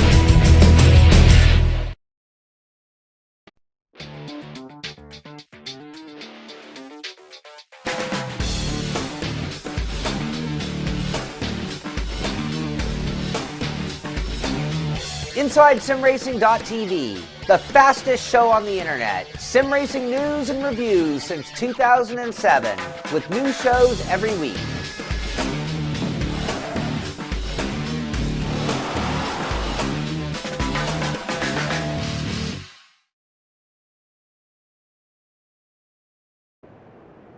We're back live here at USA International Speedway. We're on lap 38 out of 120. Mark Jackson being shown as your leader. Colton Berkey in his number 81 in second. Jay Anderson in third. Gordon Berkey in fourth. And Michael E. Johnson rounding out your top five. We're under caution after the number 11 of Bruce R. Bouchard took a little spill between turns 1 and 2. He sits back in the 14th position, still in the lead lap with Ron McMahon and Everett D. Lane behind him, as well as David Wank. Yeah, and definitely Bruce R. Bouchard lucky not to get any damage, it appear, off that last wreck he had as he went just for a loop around, so he'll probably restart here at the tail end of the field, but still on the lead lap, which is great news for that driver. Definitely great news for him. Pace car into the pit lane. Green flag up in the air. Mark Jackson taking him to the line as we are back to green flag racing here at USA International Speedway. That number 22 car kind of fell off the pace real quick, fell back real quick. That's Ralph Shipman. He's 4 laps down.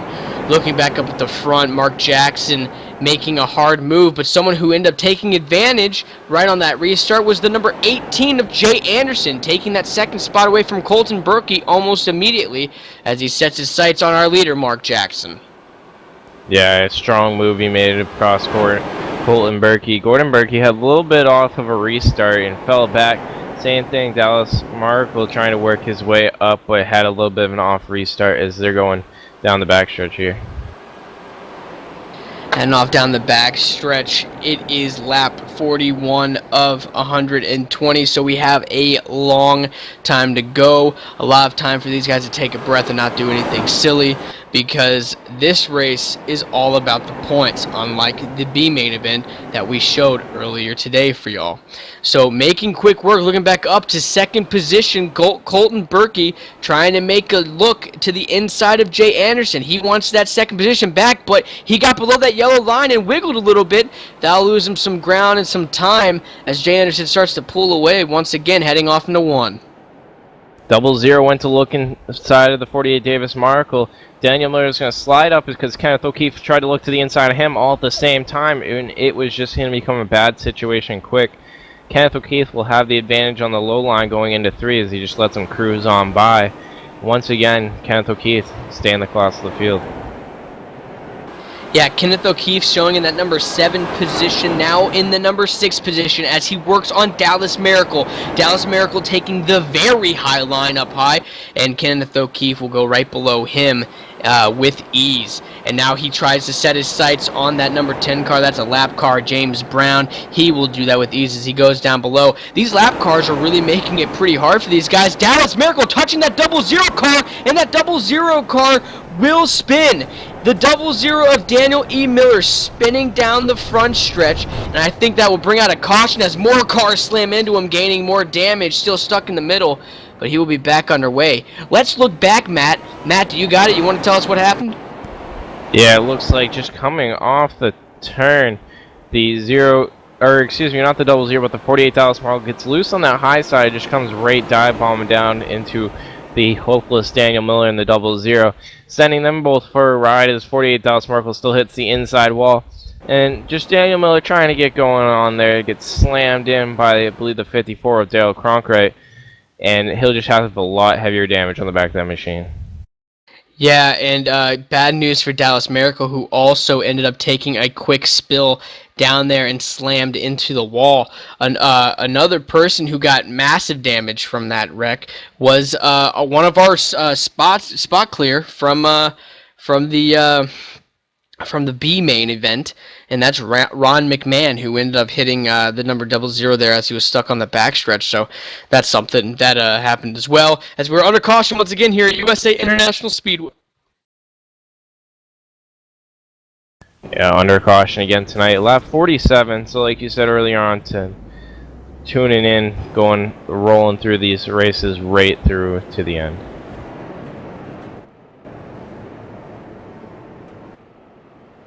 Hey guys, we're going to take a moment here to allow a little bit of a shout out. Let's go for the simulation racing cockpit designed by no other but a championship race car driver, Bob Earl. Who better than a real race car driver to design a racing cockpit after all? He knows what it means to be comfortable when you're racing. The design features fully adjustable seat and frame. You get an additional monitor stand and shifter mount that he sells separately. Proud to sponsor a lot of our series here on ETV Live, featuring 2013 RSR Full Cup Throttle Series, a high quality and affordable virtual racing cockpit priced at just $349 plus shipping. You can see this all at BobEarlRacing.com. Once again, go see this racing cockpit. It's worth the time. BobEarlRacing.com.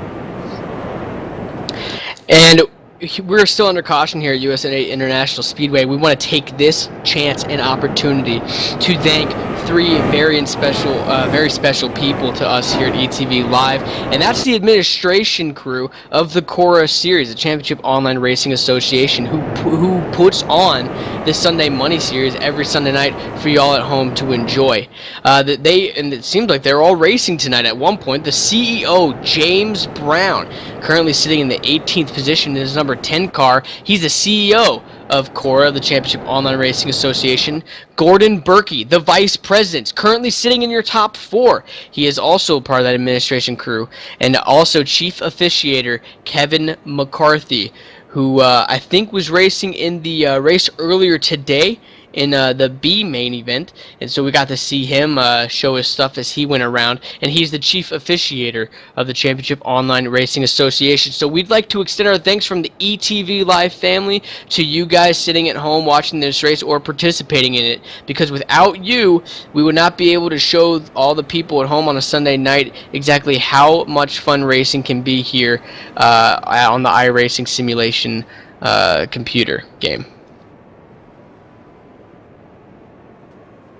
Yeah, it's thanks to all these guys out there. Another one that I know is always helping us, Ted Allen Larson, who's unfortunately not racing in this race tonight, but always behind the scenes helping us out and getting us coordinated. So gotta say thank you to him too.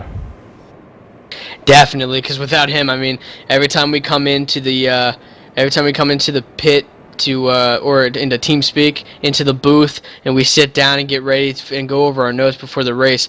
Alan Larson's always there to see if we're all right, see if we need anything, go over some notes, and help us along the way as well. So thank you very much to him as well. He always helps us get things right here on ETV Live for the Sunday Money Series.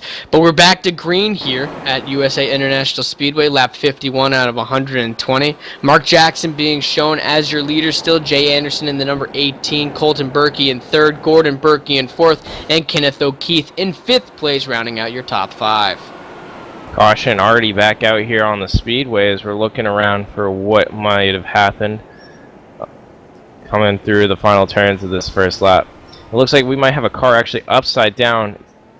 It's the 54 I see upside down here right now, Ted.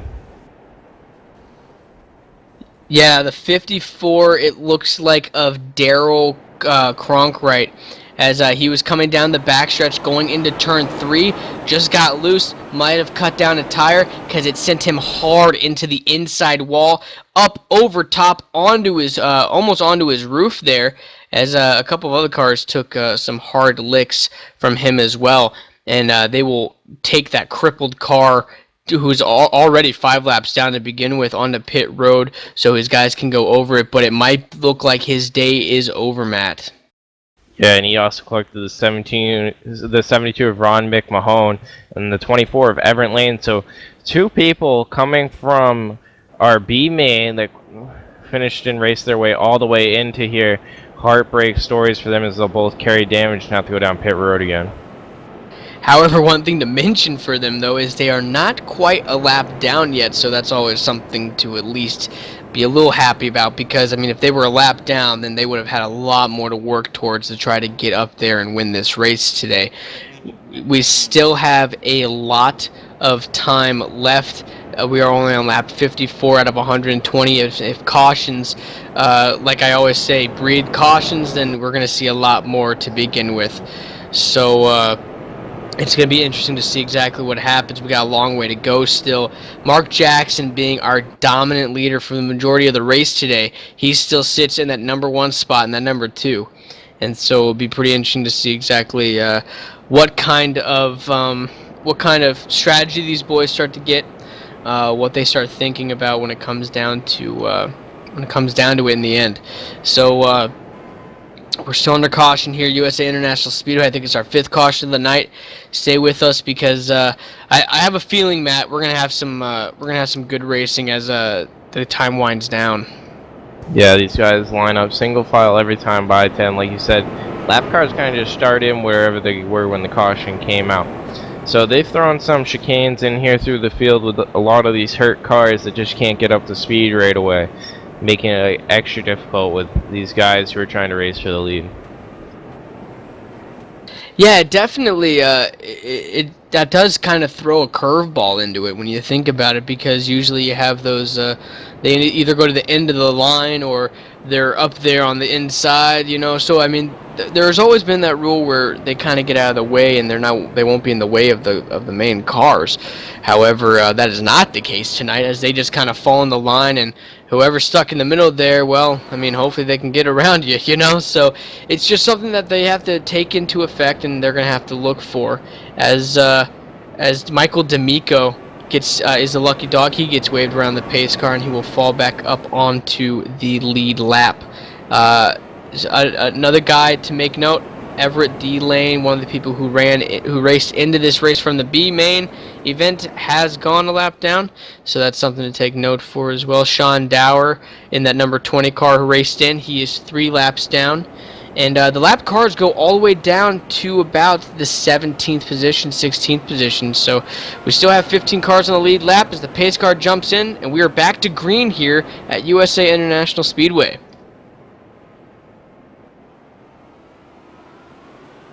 Yeah, back to green flag racing. Mark Jackson still leading out the field, and Jay Anderson following behind him. Colton Berkey rounding out the top 3. Kenneth O'Keefe pit earlier on from these front guys, went all the way to the back of the tail on the lead lap guys, and has worked his way back up to 4th, Ted. So an amazing story there. I'm sure he's looking soon to be back on to the point.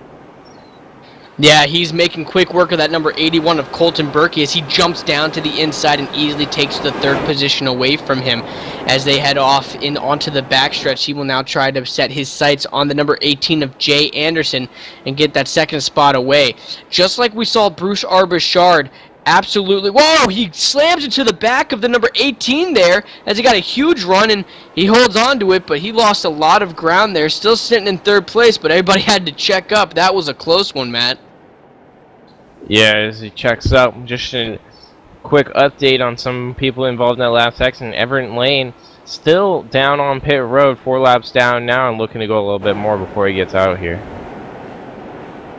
Yeah, also, Daryl Cronkwright has taken his beat-up car behind the wall after that vicious crash on the front stretch earlier on in the race.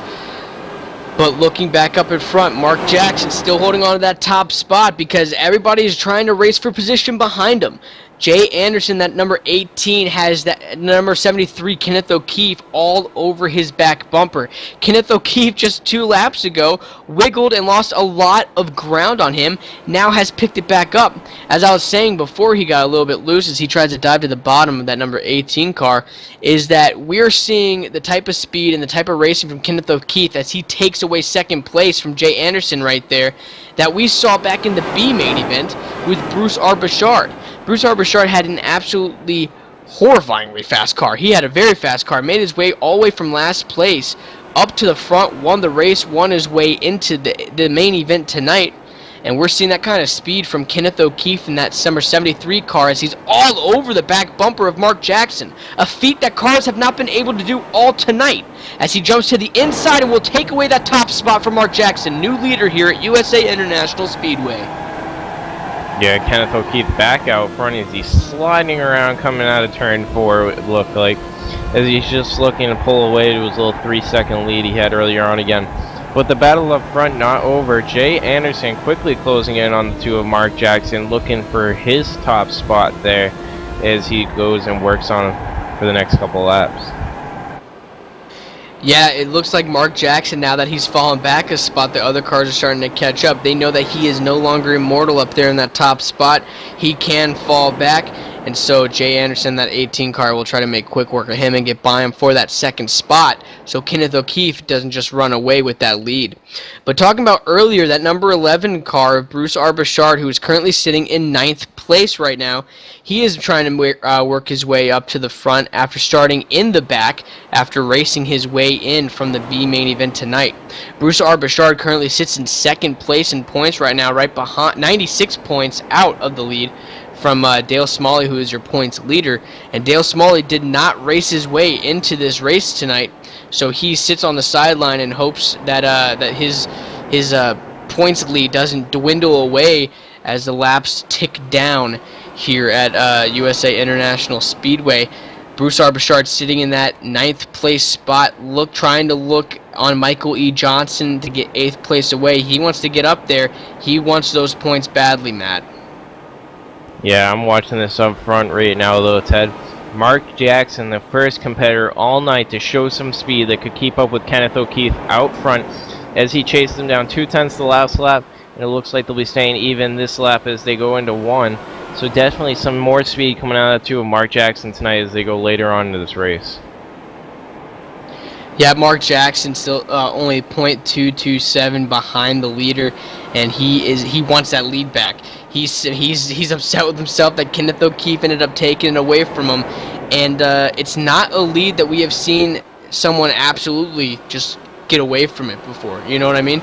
I mean, we saw with Mark Jackson, it was really hard for a lot of people to catch up to him and get up there to the front. But Kenneth O'Keefe was able to do it. But now Mark Jackson, he doesn't fall back. He's racing for it. He wants it bad. But looking back in the 3rd position, Jay Anderson, that 18, and Colton Berkey in the 81, they are fighting hard for that 3rd position. Colton Berkey looks to the bottom side, heading off into 1. He wants to take it away from Jay Anderson, and it looks like he will clear him going on to the backstretch. Colton Berkey stalking Jay Anderson for a long time throughout this race and losing it a couple times. But it looks like Jay Anderson's not happy with it. He'll head back into the inside going into 3. And coming out of 4, Anderson's still on the low side coming down the front stretch. Yeah, Anderson trying to hold on to it tight as he drives it hard into 1 goes below the yellow line, but he will pop back up and he'll take that spot away from Colton Berkey. But Colton Berkey still driving hard on Jay Anderson's rear bumper. It doesn't look like he's too happy with that, and he'll try to get back up there and get that third position away from him. He wants to be on the podium tonight, and I don't blame him, Matt. On a closer night, Ted, Mark Jackson's taking that 2/10 of a second lead off of Kenneth O'Keefe down to a 1/10 of a second as they were beating bumpers through the turns just not too long ago. As Kenneth O'Keefe's kind of giving himself a little bit of room once again, but still Mark Jackson giving it all he's got up front here on these older tires. Lap 71 out of 120 laps. We've had some good green flag racing after we've gone back to green here at USA International Speedway. Mark Jackson, making quick work of the 73, but we're getting word now that there is a car around, Matt. Yeah, 38 machine of Joshua Gaiman's going around, it looks like, under this caution. Trying to watch as he comes into 3, it looks like it almost starts. He gets a little loose going off into the turn, catches the apron coming off. 38 just spins into the middle of the course and catches that 03 of Jeremy Crandall towards the end of his wreck, as we see 62 going through the grass to avoid. Yeah, both those cars took heavy hits and both slammed into the wall as they spun off that quarter. Bad luck, just absolutely bad luck for Jeremy Crandall as he tried to escape up high that wreck, but he just had nowhere to go as he got slammed into by Joshua Gaiman. So heavy damage to both cars, but they got back underway, came down. Right now, the number 30 of Joshua Gaiman's in pit road. He will slide into his pit stall to fix some of that damage. We are under caution here, once again, at USA International Speedway. Kenneth O'Keefe in that number 1 spot. Mark Jackson in 2nd, Jay Anderson in 3rd, Colton Berkey in 4th, and Donald King in 5th, rounding out your top 5. Yeah, strong showing here tonight out of Chris Scala. Started towards the back here. He's worked his way up to that 6th place position, number 19 machine. Looking down here on pit road, guys, got the 38, Joshua Gaiman, down here getting his damage fixed and heading back out. 54 hasn't quite packed it up. That's Daryl Cronkite. He's still sitting down here on pit road getting his damage fixed, so definitely don't. He might be able to pick up a few more positions here with these cars that keep wrecking out. Yeah, they brought his car back out onto the pit lane. They said we can fix it, we can get it going once again, and he will try to get out there for points. But right now, it's anybody's race to win. Kenneth O'Keefe definitely has a very strong car. Bruce Arbachard had a very fast one also, as he sits in the 9th position. He is in the top 10, and he wants this win bad. Talked to him when he had won. We talked to him when he had won the race last time. And so he wants this bad. He told me that himself, and so we'll have to see exactly what happens, Matt. Yeah, definitely watching exactly what happens. Mark Jackson, Jay Anderson, and Colton Berkey, all on the tires they started this race with, trying to chase down Kenneth O'Keefe, who pit about 20 to 30 laps somewhat into this race, thinking maybe pick up a few gas, tires, helps him out in these last 20 laps. But I mean, obviously he's been able to work his way around everybody back up there to prove he is the fastest man out here all day long. Yeah, and it turns out getting those tires was not a bad idea at all, as he was able to get his way back up there. At first we thought it was a bad idea, but it ended up being pretty good. So we're on lap 76 out of 120 laps. While we're still under caution, I want to make a quick break and tell you all that coming soon to ETV Live Radio, join JD Webb, Dakota Ehrman, and Jimmy North for an hour of rewind, looking back at previous events with interviews from drivers and crew chiefs. Also, JD Webb, the authority on BS and back talk. The crew chooses topics from various sources of the ran about, and it's an all-new show. Fun and entertaining rewind, BS, and back talk coming soon to ETV Live Radio. So if you guys want to take a trip back to memory lane, hear about all the great races that have happened this past week, I guarantee you a Cora race will be on there, or maybe even 2 of them. And so that's a very exciting show that we'll be able to bring to you here on ETV Live. And so look for that on your normal scheduling, and hopefully we can get that out to you in time. Also, someone to talk about. You can't have ETV Live Radio without the HD Radio network. Home of ETV Live Radio, the HD Radio network gives you a variety of stations to choose from, including big 80s metal, all HDR classics, all HDR country, and more. Take your pick and rock your brains out, dude. HD Radio network stations are featured on iTunes Radio, TuneIn Radio, and also listed in the Windows Media Guide. Listen today from hdradionetwork.com or take it with you. Get the mobile app from tunein.com. Back green flag racing here at USA International Speedway. Kenneth O'Keefe off to a great start here on that one. Jay Anderson right on the back bumper. Mark Jackson not letting him pull away this time as he wants to work his way back up to at least a second place finish tonight. But still a strong run out of these guys as they're mostly single file to about 8th place. Yeah, Kenneth O'Keefe, though, still your main leader as he heads onto the backstretch. Mark Jackson trying to catch up, but Kenneth O'Keefe has a huge lead. Looking back in the 3rd and 4th spot, they're trying to get up there. They're fighting each other. Jay Anderson and Colton Berkey. I'd say they're rivals for tonight. So that's pretty crazy. 38, and we're being told now the 38 and the 44 have been parked behind the wall, and so that's something to let out there. Yeah, I'm looking at about 10th place here. Dallas Markle trying to hang on to it. David Wink works his way around him, knocking him out of the top 10. Davis Wink pulling out the top 10 for tonight. Bruce Arbichard held strong in 9th place as he's going to the inside of number 78, Michael Johnson, looking to pick up 8th place, but can't quite do it there on that turn. Yeah, Kenneth O'Keefe in the number 73 just absolutely has a huge run. And so he's out there. But Mark Jackson, he's actually started to gain some ground on him, brings it to 0.336 seconds, and so he will try to race for it as they head off into 3 and 4. He's doing a good job making his way up there. It looks like Mark Jackson is the only one that's able to compete with Kenneth O'Keefe as they head onto the front stretch and making it lap 83 out of 120. Yeah, as I'm watching up through the field, Mark Jackson still not letting Kenneth O'Keefe pull away here. He's just hanging on to about 0.3 of a second lead.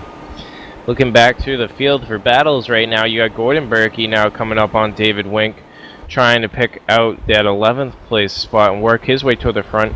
He wasn't up in 4th not too long ago, Ted, so I'm trying to think about what happened to him. Maybe pit came down for tires that we didn't quite catch. But anyways, Gordon Berkey back out of the top 10 at this point, but a strong car all night long. Yeah, looking back in that pack, David Wink, Gordon Berkey, and Dallas Miracle, all big names that we have talked about before. They're all fighting for that 11th, 12th, and 13th position. Or not 13th, but 10th, 11th, and 12th, excuse me. And so they try to fight their way back up there to the front. And they all have very strong cars, so if it was something like a pit, then I'm pretty sure they'll be right back up there.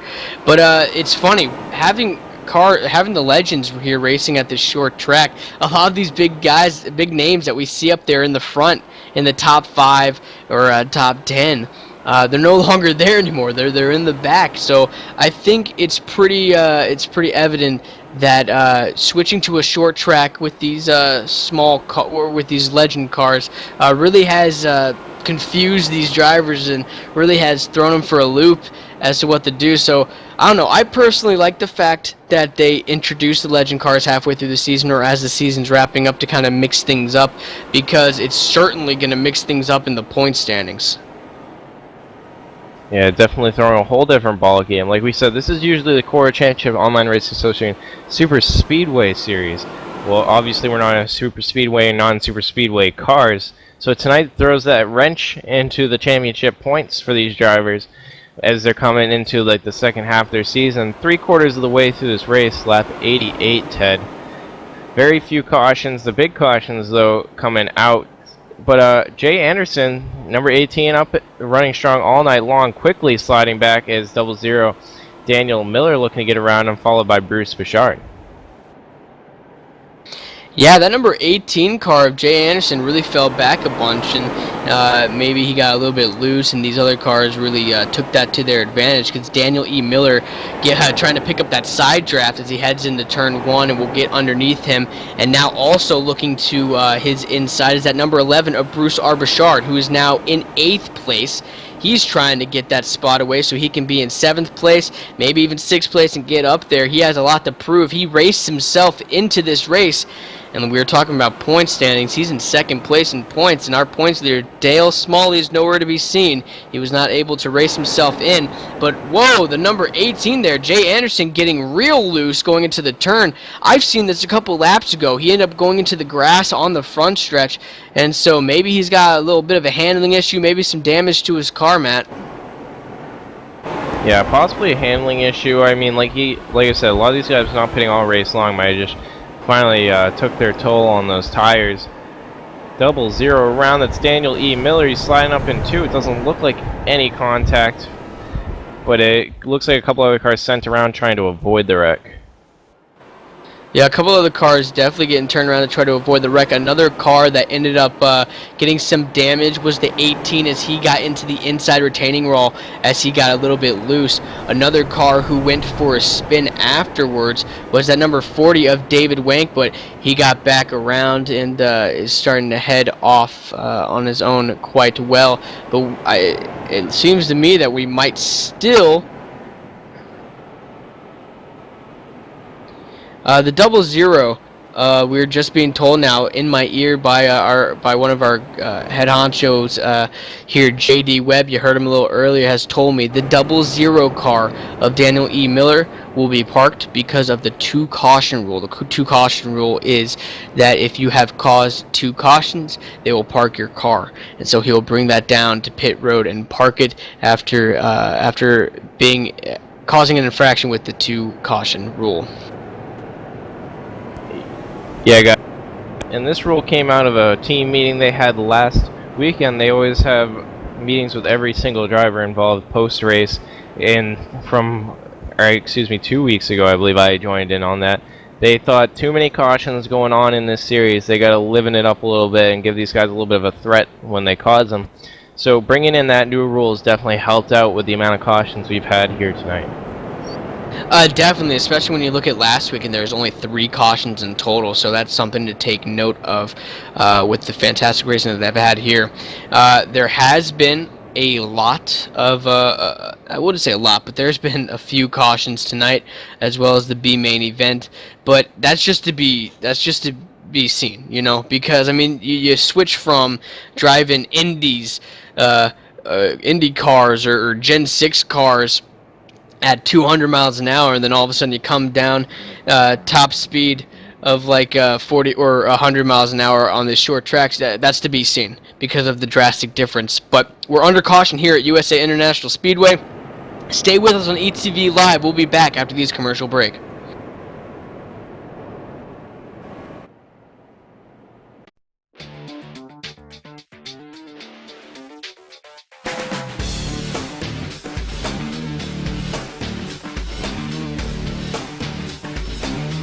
InsideSimRacing.tv, the fastest show on the internet. Sim racing news and reviews since 2007, with new shows every week.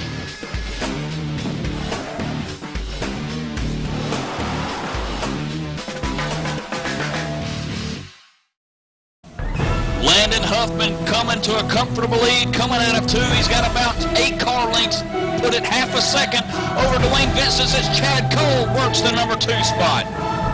Time is running out. Vincent's got it. Cole wants it to the wall. Chevrolet puts the bumper to the 13 of Vincent. Vincent not backing down. He's in second. You know, and we got 1 car on the bottom of the 10 cars.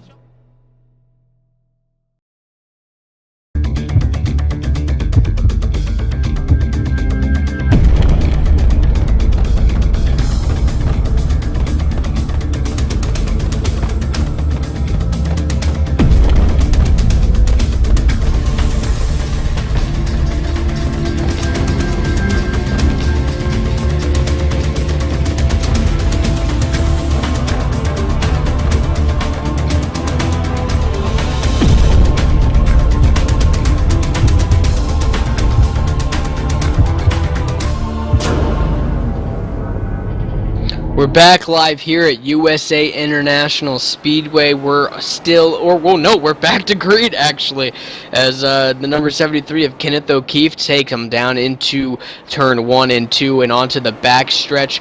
Looking back though, I want to take us back to that 4th position there with Chris Scala and that number 19 car getting a little loose on the restart, but I want to look at the guy that's right next to him. That's Bruce R. Bouchard in his number 11 car in 5th place now. Top 5. Raced himself in with a win in the main event, or the B event here earlier today. That was the qualifying race. He got himself in. He raced himself in after winning the race, and now he sits in the top 5 as he tries to work his way up there to the front. But he's going to have a couple other cars and a couple other drivers to compete with, in the likes of the number 48 of Dallas Miracle, who also has worked his way up there to the front, and with the number 18 of Jay Anderson, who has been up in the front all day long. So Bruce R. Bouchard is going to have a couple of people to fight with, especially that of the number 73, Kenneth O'Keefe, who just has an absolutely huge lead on our 2nd place car, Mark Jackson. Yeah, and Donald King, who's a new name up front tonight. That team that he's on has been struggling all night long in different wrecks involved. He's one of the few cars still left from them, and he's just trying to make something out of it and get a top 3 finish with his team. Chris Scala, teammate, following him. Yeah, they both want to try to show that they got some stuff left in them. Names that we have not seen either in a long time or almost at all with this series making their debut, or kind of poking their head in to show that they're still here with us in the sim racing community. Donald King, one of those new names that we haven't seen before. Chris Scala we've seen around, but not as prevalent as some of those big names, such as Bruce R. Bouchard, Gordon Berkey, such like that. Kenneth O'Keefe still sitting in your top spot, but a car I want to look back at, as they're in a mess of a little battle back there, is that number 24 car of Everett D. Lane. He's 34 laps down, but the car right behind him, that number 40, he had a problem earlier on. He sits in 11th position. David Wank, he's trying to get his way back up there to try to fight his way. He's still on the lead lap, sitting in 11th position, with only Michael D'Amico and Gordon Berkey right behind him. Ted watching the Bouchard and Scala battle still, as they're still side by side, and not only are they side by side, they're catching the 23 of Donald King at the same time. But yellow out here on the track with on 103. Yeah, 103 laps out of 120, caution out on the speedway. It ends up being Gordon Berkey, who was in 13th position at the time. He has brought out another caution out on the speedway. Looking back to see exactly what might have happened. But we're now being told that it was James Brown that ended up bringing out the caution, and Gordon Berkey just gets heavy damage trying to avoid the wreck that James Brown ended up causing. Looking at that wreck, they're heading off into turn 1 and 2. It seems he dug in a little too deep. He got really loose, tapped the inside wall, and just could not hang on to it and spun it around. Gordon Berkey, coming full force at him at full speed, trying to get by, just locks up his brakes and spins out and slams into the wall. James Brown, as we mentioned before, is the CEO of the Cora Championship Online Racing Association. So shout out to the CEO bringing out the caution out here on the speedway. Lap 102 out of 120.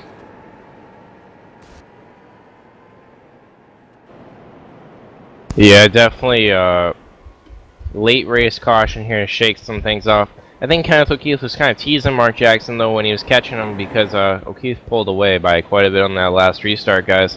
But strategy coming in here in the closing laps. We'll see who thinks they could make it, who didn't know they could make it from the beginning. It looks like O'Keefe probably planned on not being able to make it as he took that early pit stop. Yeah, he took the early pit stop, and I think that almost maybe solidified him for the rest of the race. He sits up there in that top spot. Mark Jackson, really the only other guy who's been really competing for that top spot, and who's shown that he can fight for it and get up there. But I wouldn't count cards out yet for Bruce R. Bouchard, that number 11 car, as he's raced himself into this race and he sits in the top 5 right now. And he has a very strong car. He's a very competitive driver. And so I think we'll see on this restart just how he handles it, because it's all about the restarts here. Because when you go in those turns, once you got that inside line, if you can hold it, then you got it. We're about an hour into this race now, 107 laps in out of 120. We're going to go back to green right after this. Kenneth O'Keefe leads with Mark Jackson in second, Donald King in third, Chris Scala fourth, and Bruce R. Bouchard rounding out your top 5. Yeah, when these guys get going green, Ted, there'll be about 12 laps to go when they take the green, or a little over 10. So far tonight, showing up the field, Kenneth O'Keefe going from the back to the front, just weaving his way in and out and pulling away by a couple seconds. David Wink struggling, even though he's able to stay right about the 10th place position. Back in the field, guys, 10th, Colton Berkey, a rookie here, son of Gordon Berkey. Just showed all his strength early on in this race, had to make a pit stop, no choice, and went to the back. But he's still looking to pull out the top 10 and possibly even a top 5 if he's aggressive enough here on the restart. Big points tonight, though, for a couple guys here like Bruce R. Bouchard, Gordon Berkey trying to get his way back into a one-race deal, or even somebody like Bruce R. Bouchard trying to take the points lead coming out of tonight's race in that number 11 machine. You got people like Kenneth O'Keefe, though. This will be his 3rd race of the season, showing strong in all 3 of them as they're coming back to the green flag, trying to pick up his 2nd win for the Cora Online Championship Racing Association here on Sunday nights. Yeah, they're really trying to enforce this caution rule. Every wreck that ends up happening, if you cause, you got an EOL penalty, end of the line for you.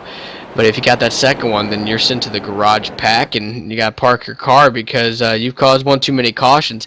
And we've seen that as the time goes by with these races, that that rule had to have been implemented. I think it was back at Daytona or one of the speedways this year, maybe even Talladega, where it was, oh my God, it was just a wreck fest. We had so many wrecks that race. It was absolutely ridiculous. And so they almost didn't even make their cutoff time for the race. So, I mean, something had to have been done. They listened to the drivers, they listened to the people who watch it, and they took that into consideration, and they implemented that 2 caution rule, which I don't know about you, Matt, but I actually think it's a very good rule that they had implemented. Definitely a good rule out of these guys as they're coming in these closing laps. 10 to go. This time by, they're going to take up 9 to go as Kenneth O'Keefe comes out of 4 and down the front stretch. The whole line of cars following him, single file. Got this thing pretty much figured out heading to the end, but got to still try and make your moves and pick up as many positions as possible. Bruce R. Bouchard struggling on that restarts, moved his way all the way back to 9th place, got caught out there on the high side and passed by a slew of cars all in one lap. I was about to say, he really fell back a lot of positions. He started that restart in 5th place, had a top 5, and now it's fallen back to 9th place. With Dale Smalley, our championship points leader, not racing tonight, I think a top 10 is something that Bruce R. Bouchard can be happy about anyways, because he will get a significant amount of points where Dale Smalley will get 0. But Bruce R. Bouchard not giving up yet. He still wants some more positions, and he probably will get some by the time that this race is over. But at 114 laps out of 120, it is time to crunch it down. It is crunch time, ladies and gentlemen, as Kenneth O'Keefe still sitting in 1st place, but Mark Jackson just absolutely reeling him in. He is racing as hard as he can to get up there, to get that top spot away from Kenneth O'Keefe. Yeah, trying to get away the top spot here at USA International Speedway, trying to finally reel him in as he did before, saving tires on the last run. Heading it up as they come around this time, they'll take the 5 to go mark. And Kenneth O'Keefe pretty much trying to smooth sail his way into the top cash spot, as many of these drivers are going to get payouts today. I believe all the way down to 5th place tonight is going to see some money. Yep, Kenneth O'Keefe takes 5 laps to go here out on the speedway, but Mark Jackson keeps on trying to reel him in. He wants that top spot, and to be honest, it's up to those two as they have gotten a 1-second lead on the third place car of Donald King. Mark Jackson all over the rear bumper of Kenneth O'Keefe. 4 laps to go here at USA International Speedway as they head off into turn 1 and 2. It's Kenneth O'Keefe's race to lose. Mark Jackson is right behind him and trying to reel him in and try to get that top spot away from him. Yeah, trying to get the top spot away from him in tonight's race. As Kenneth O'Keefe comes to about the 2 to go next time by, he will take the 2 to go ahead and win this race. Yeah, he'll have 2 to go this time by coming up. He has gotten a bigger lead on Mark Jackson, but Mark Jackson is just driving it hard into those turns. He's trying to gain as much ground possible as he can, and it seems he could have picked up 2/100ths of a second on him that time by, as we have 2 laps to go here at USA International Speedway.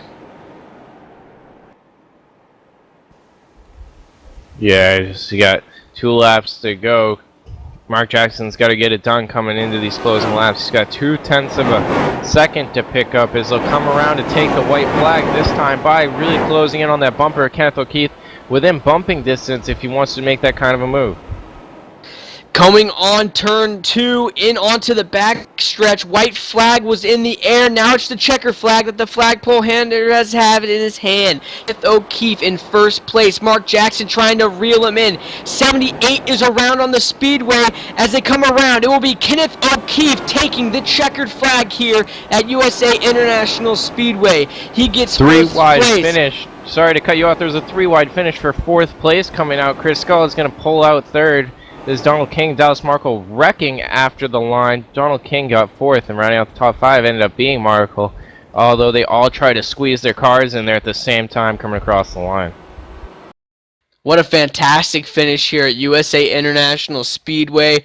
A 100% great race event in total. We had a doubleheader with the B event earlier today, which saw the winner Bruce R. Bouchard get.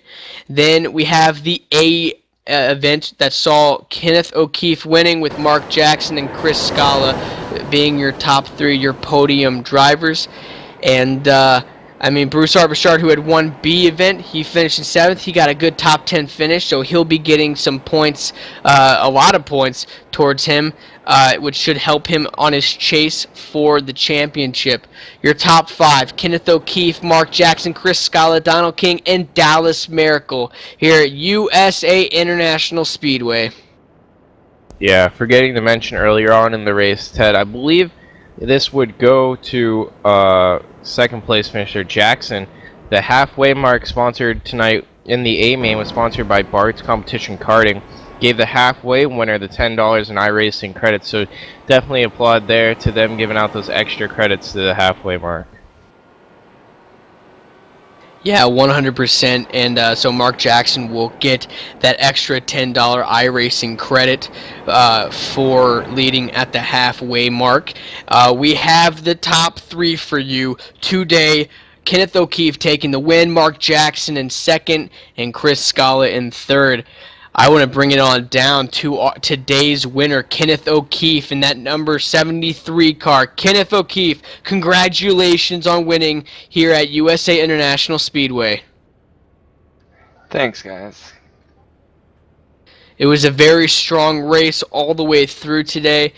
Mark Jackson was the race leader for the majority of the race today, but you were able to catch him. You were way back in the field, Kenneth, and then you got up there and ended up taking the lead away and won this race. How are you feeling, bud? I'm feeling great.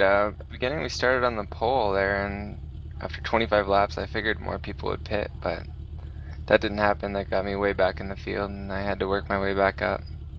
Got back up at the front. I guess we just missed the halfway money there, but otherwise led the rest of the race, and it went good. The car was okay. After a few laps, it was really loose there coming off the corner, so I had to watch it a little bit. Mark probably could have got me there a couple times. Yeah, speaking of Mark, he was all over the rear bumper of your car as the laps were winding down. Did you have any worry at all that he would be up there fighting for the win at the end of this race? I was definitely worried. He was all over me. But we just stayed consistent and tried to manage that gap a little bit. He was a little closer than I wanted a couple times, but ended up good. Well, congratulations on winning tonight's race here at USA International Speedway. Before we go on to the next driver, are there any people that you would like to thank out there, Kenneth? Anybody who does it for you? Sponsors, family members, what have you? First off, I'd like to thank Cora for putting on these great events. All the great competition, great racers here. Mosport International Karting, the place I race in real life, and that's about it. Well, thank you very much, and congratulations on the win tonight at USA International Speedway, Kenneth. Congratulations. Thank you. And I think Matt is down there with our second place winner, Mark Jackson. Matt, you got him? Yeah, down here with Mark Jackson, second place finisher. I'm going to say at this point, Ted, unofficially the halfway leader to get the Bart's Karting extra $10 for leading a halfway. As it looks like on my chart, he was the lap 60 would have been the last lap you led. But how do you feel about tonight's race overall, Mark? Matt, I am just totally stoked about tonight's race. It was, man, I'll tell you, the adrenaline, the nerves are still pumping. That was an incredible race for me. We saw you get back to the bumper of Kenneth O'Keefe a couple times there, lost him one run, but did you ever think you might have had that chance to work your way around him given enough time? I was hoping if I could keep the pressure on, he might make a mistake, but I have to give him props. He held his line steady and he was fast, man. Once he got by me, the only chance I had really was for him to make a mistake. We had a good car tonight, and was really stoked about the race. All right, Mark. It was good to have you out here and have you had such a great finish. Is there anybody you got to thank for maybe helping you out with the setup or getting the car all the way out here? Absolutely. I would like to thank Storm Motorsports, David Winke and David Bouchard, and Cora. And also I'd like to say hello to my son back in Texas, Mark, and my stepdaughter here there was watching on the broadcast there. And again, thank you guys very much. That was a lot of fun, and hope we get to do it again. All right, thanks, Mark. And once again, congratulations on most likely leading that halfway point. Can't quite figure that out myself still, but good. We give you all our congratulations on that second place finish. I've got to send off to Ted, who's got to catch up with Chris Scala, third place finisher here tonight at USA. Chris Scala, this is Ted Manning up here in the ETV Live booth. You got me, bud? Yes, sir. So a great top 3 finish tonight here at USA International Speedway. How are you feeling with those laps winding down towards the end? It was pretty crazy, man. Want to send a shout out real quick to Kenneth and Mark on their good finishes, and shout out to Donald behind me, a teammate that him and I had a good race to the finish. I felt bad that looked like there was a wreck there, and I got a piece of it, but no, definitely a good finish for the guys of All Pro Racing and stuff. And I gotta jokingly say I'm disappointed I didn't finish 5th. I broke my average, but no, it was a lot of fun out there. Broke your average, you did, coming in 3rd place here. Yeah, towards the right there at the end, coming to that line, 3 of you guys racing hard, 2 of which crashed, 1 being your teammate. How'd it feel having that teammate out there right behind you, being able to race with you and race against you at the same time? It was a lot of fun. I mean, I was going to race Donald as clean as I could. And I mean, like I do, I try to at least every other driver out there. And I want to thank them for racing me clean. Hopefully I didn't make anyone angry tonight. But no, I was trying to race him clean. He got loose or something in 1. And I went and did the same thing in 3. And that's what made us side-by-side come to the line. And it's a lot of fun. Donald's a great guy. And just fun to race with everybody else in this league. Are there any other races that you're going to make here with the Sunday Money series? We have Michigan next week and then Talladega as the season finale. After that, are there any other races you're planning to be with? Well, I've run 3 now, starting Daytona, and I plan on being here the rest of the season and going next year for the championship and stuff. I mean, I feel like we got a good team here. I feel like we've been consistent, and I just got to keep learning, get experience with the guys here in Cora and the great racers here, and we'll see what happens here. We got, as you mentioned, 2 more races to learn and have fun, and we'll see what happens. Fantastic. That's excellent to hear. One more thing before we go. Do you have anybody you'd like to thank? Any sponsors? Yeah, Veritas Building LLC, Michelangelo's Painting, J Pools, Cora, jpools.com, that is Cora, and just all my friends. I know Fish and a couple other friends of mine were out there watching in chat earlier, and just a lot of fun. And thanks to all the drivers, and a lot of fun, and appreciate the night. Thank you very much. Congratulations, Chris, on the 3rd place finish. All right, thanks, guys. So, Matt, we had a very eventful night. B main race went very well, went off without a hitch almost, and it ended up giving us some great racing. And so that's one thing that we can be thankful for. And so, Matt, what is your overall thought on today's doubleheader? My overall thought on today's racing was outstanding. Minimal cautions from what we could have had here, and definitely one-car spins where they were. But just amazing racing by all these guys, especially Kenneth O'Keefe, Mark Jackson. Got to thank both of them for putting on the show that they did. I've got to say, I can't wait for next week where they go off to Michigan to get these guys back on the track and see what happens. It's going to be very exciting. I can't wait to get back to some a bigger track. We got 2 more races left here in the Championship Online Racing Association's Sunday Money Series. Like we said, Michigan, and then our season finale at Talladega. And if last season's season finale at Talladega was the show for anything, it's going to be one hell of a ride. From everybody here at ETV Live, I'm Ted Manning along with my partner Matt Close. Thank you for tuning in, and we'll see you next week at Michigan International Speedway.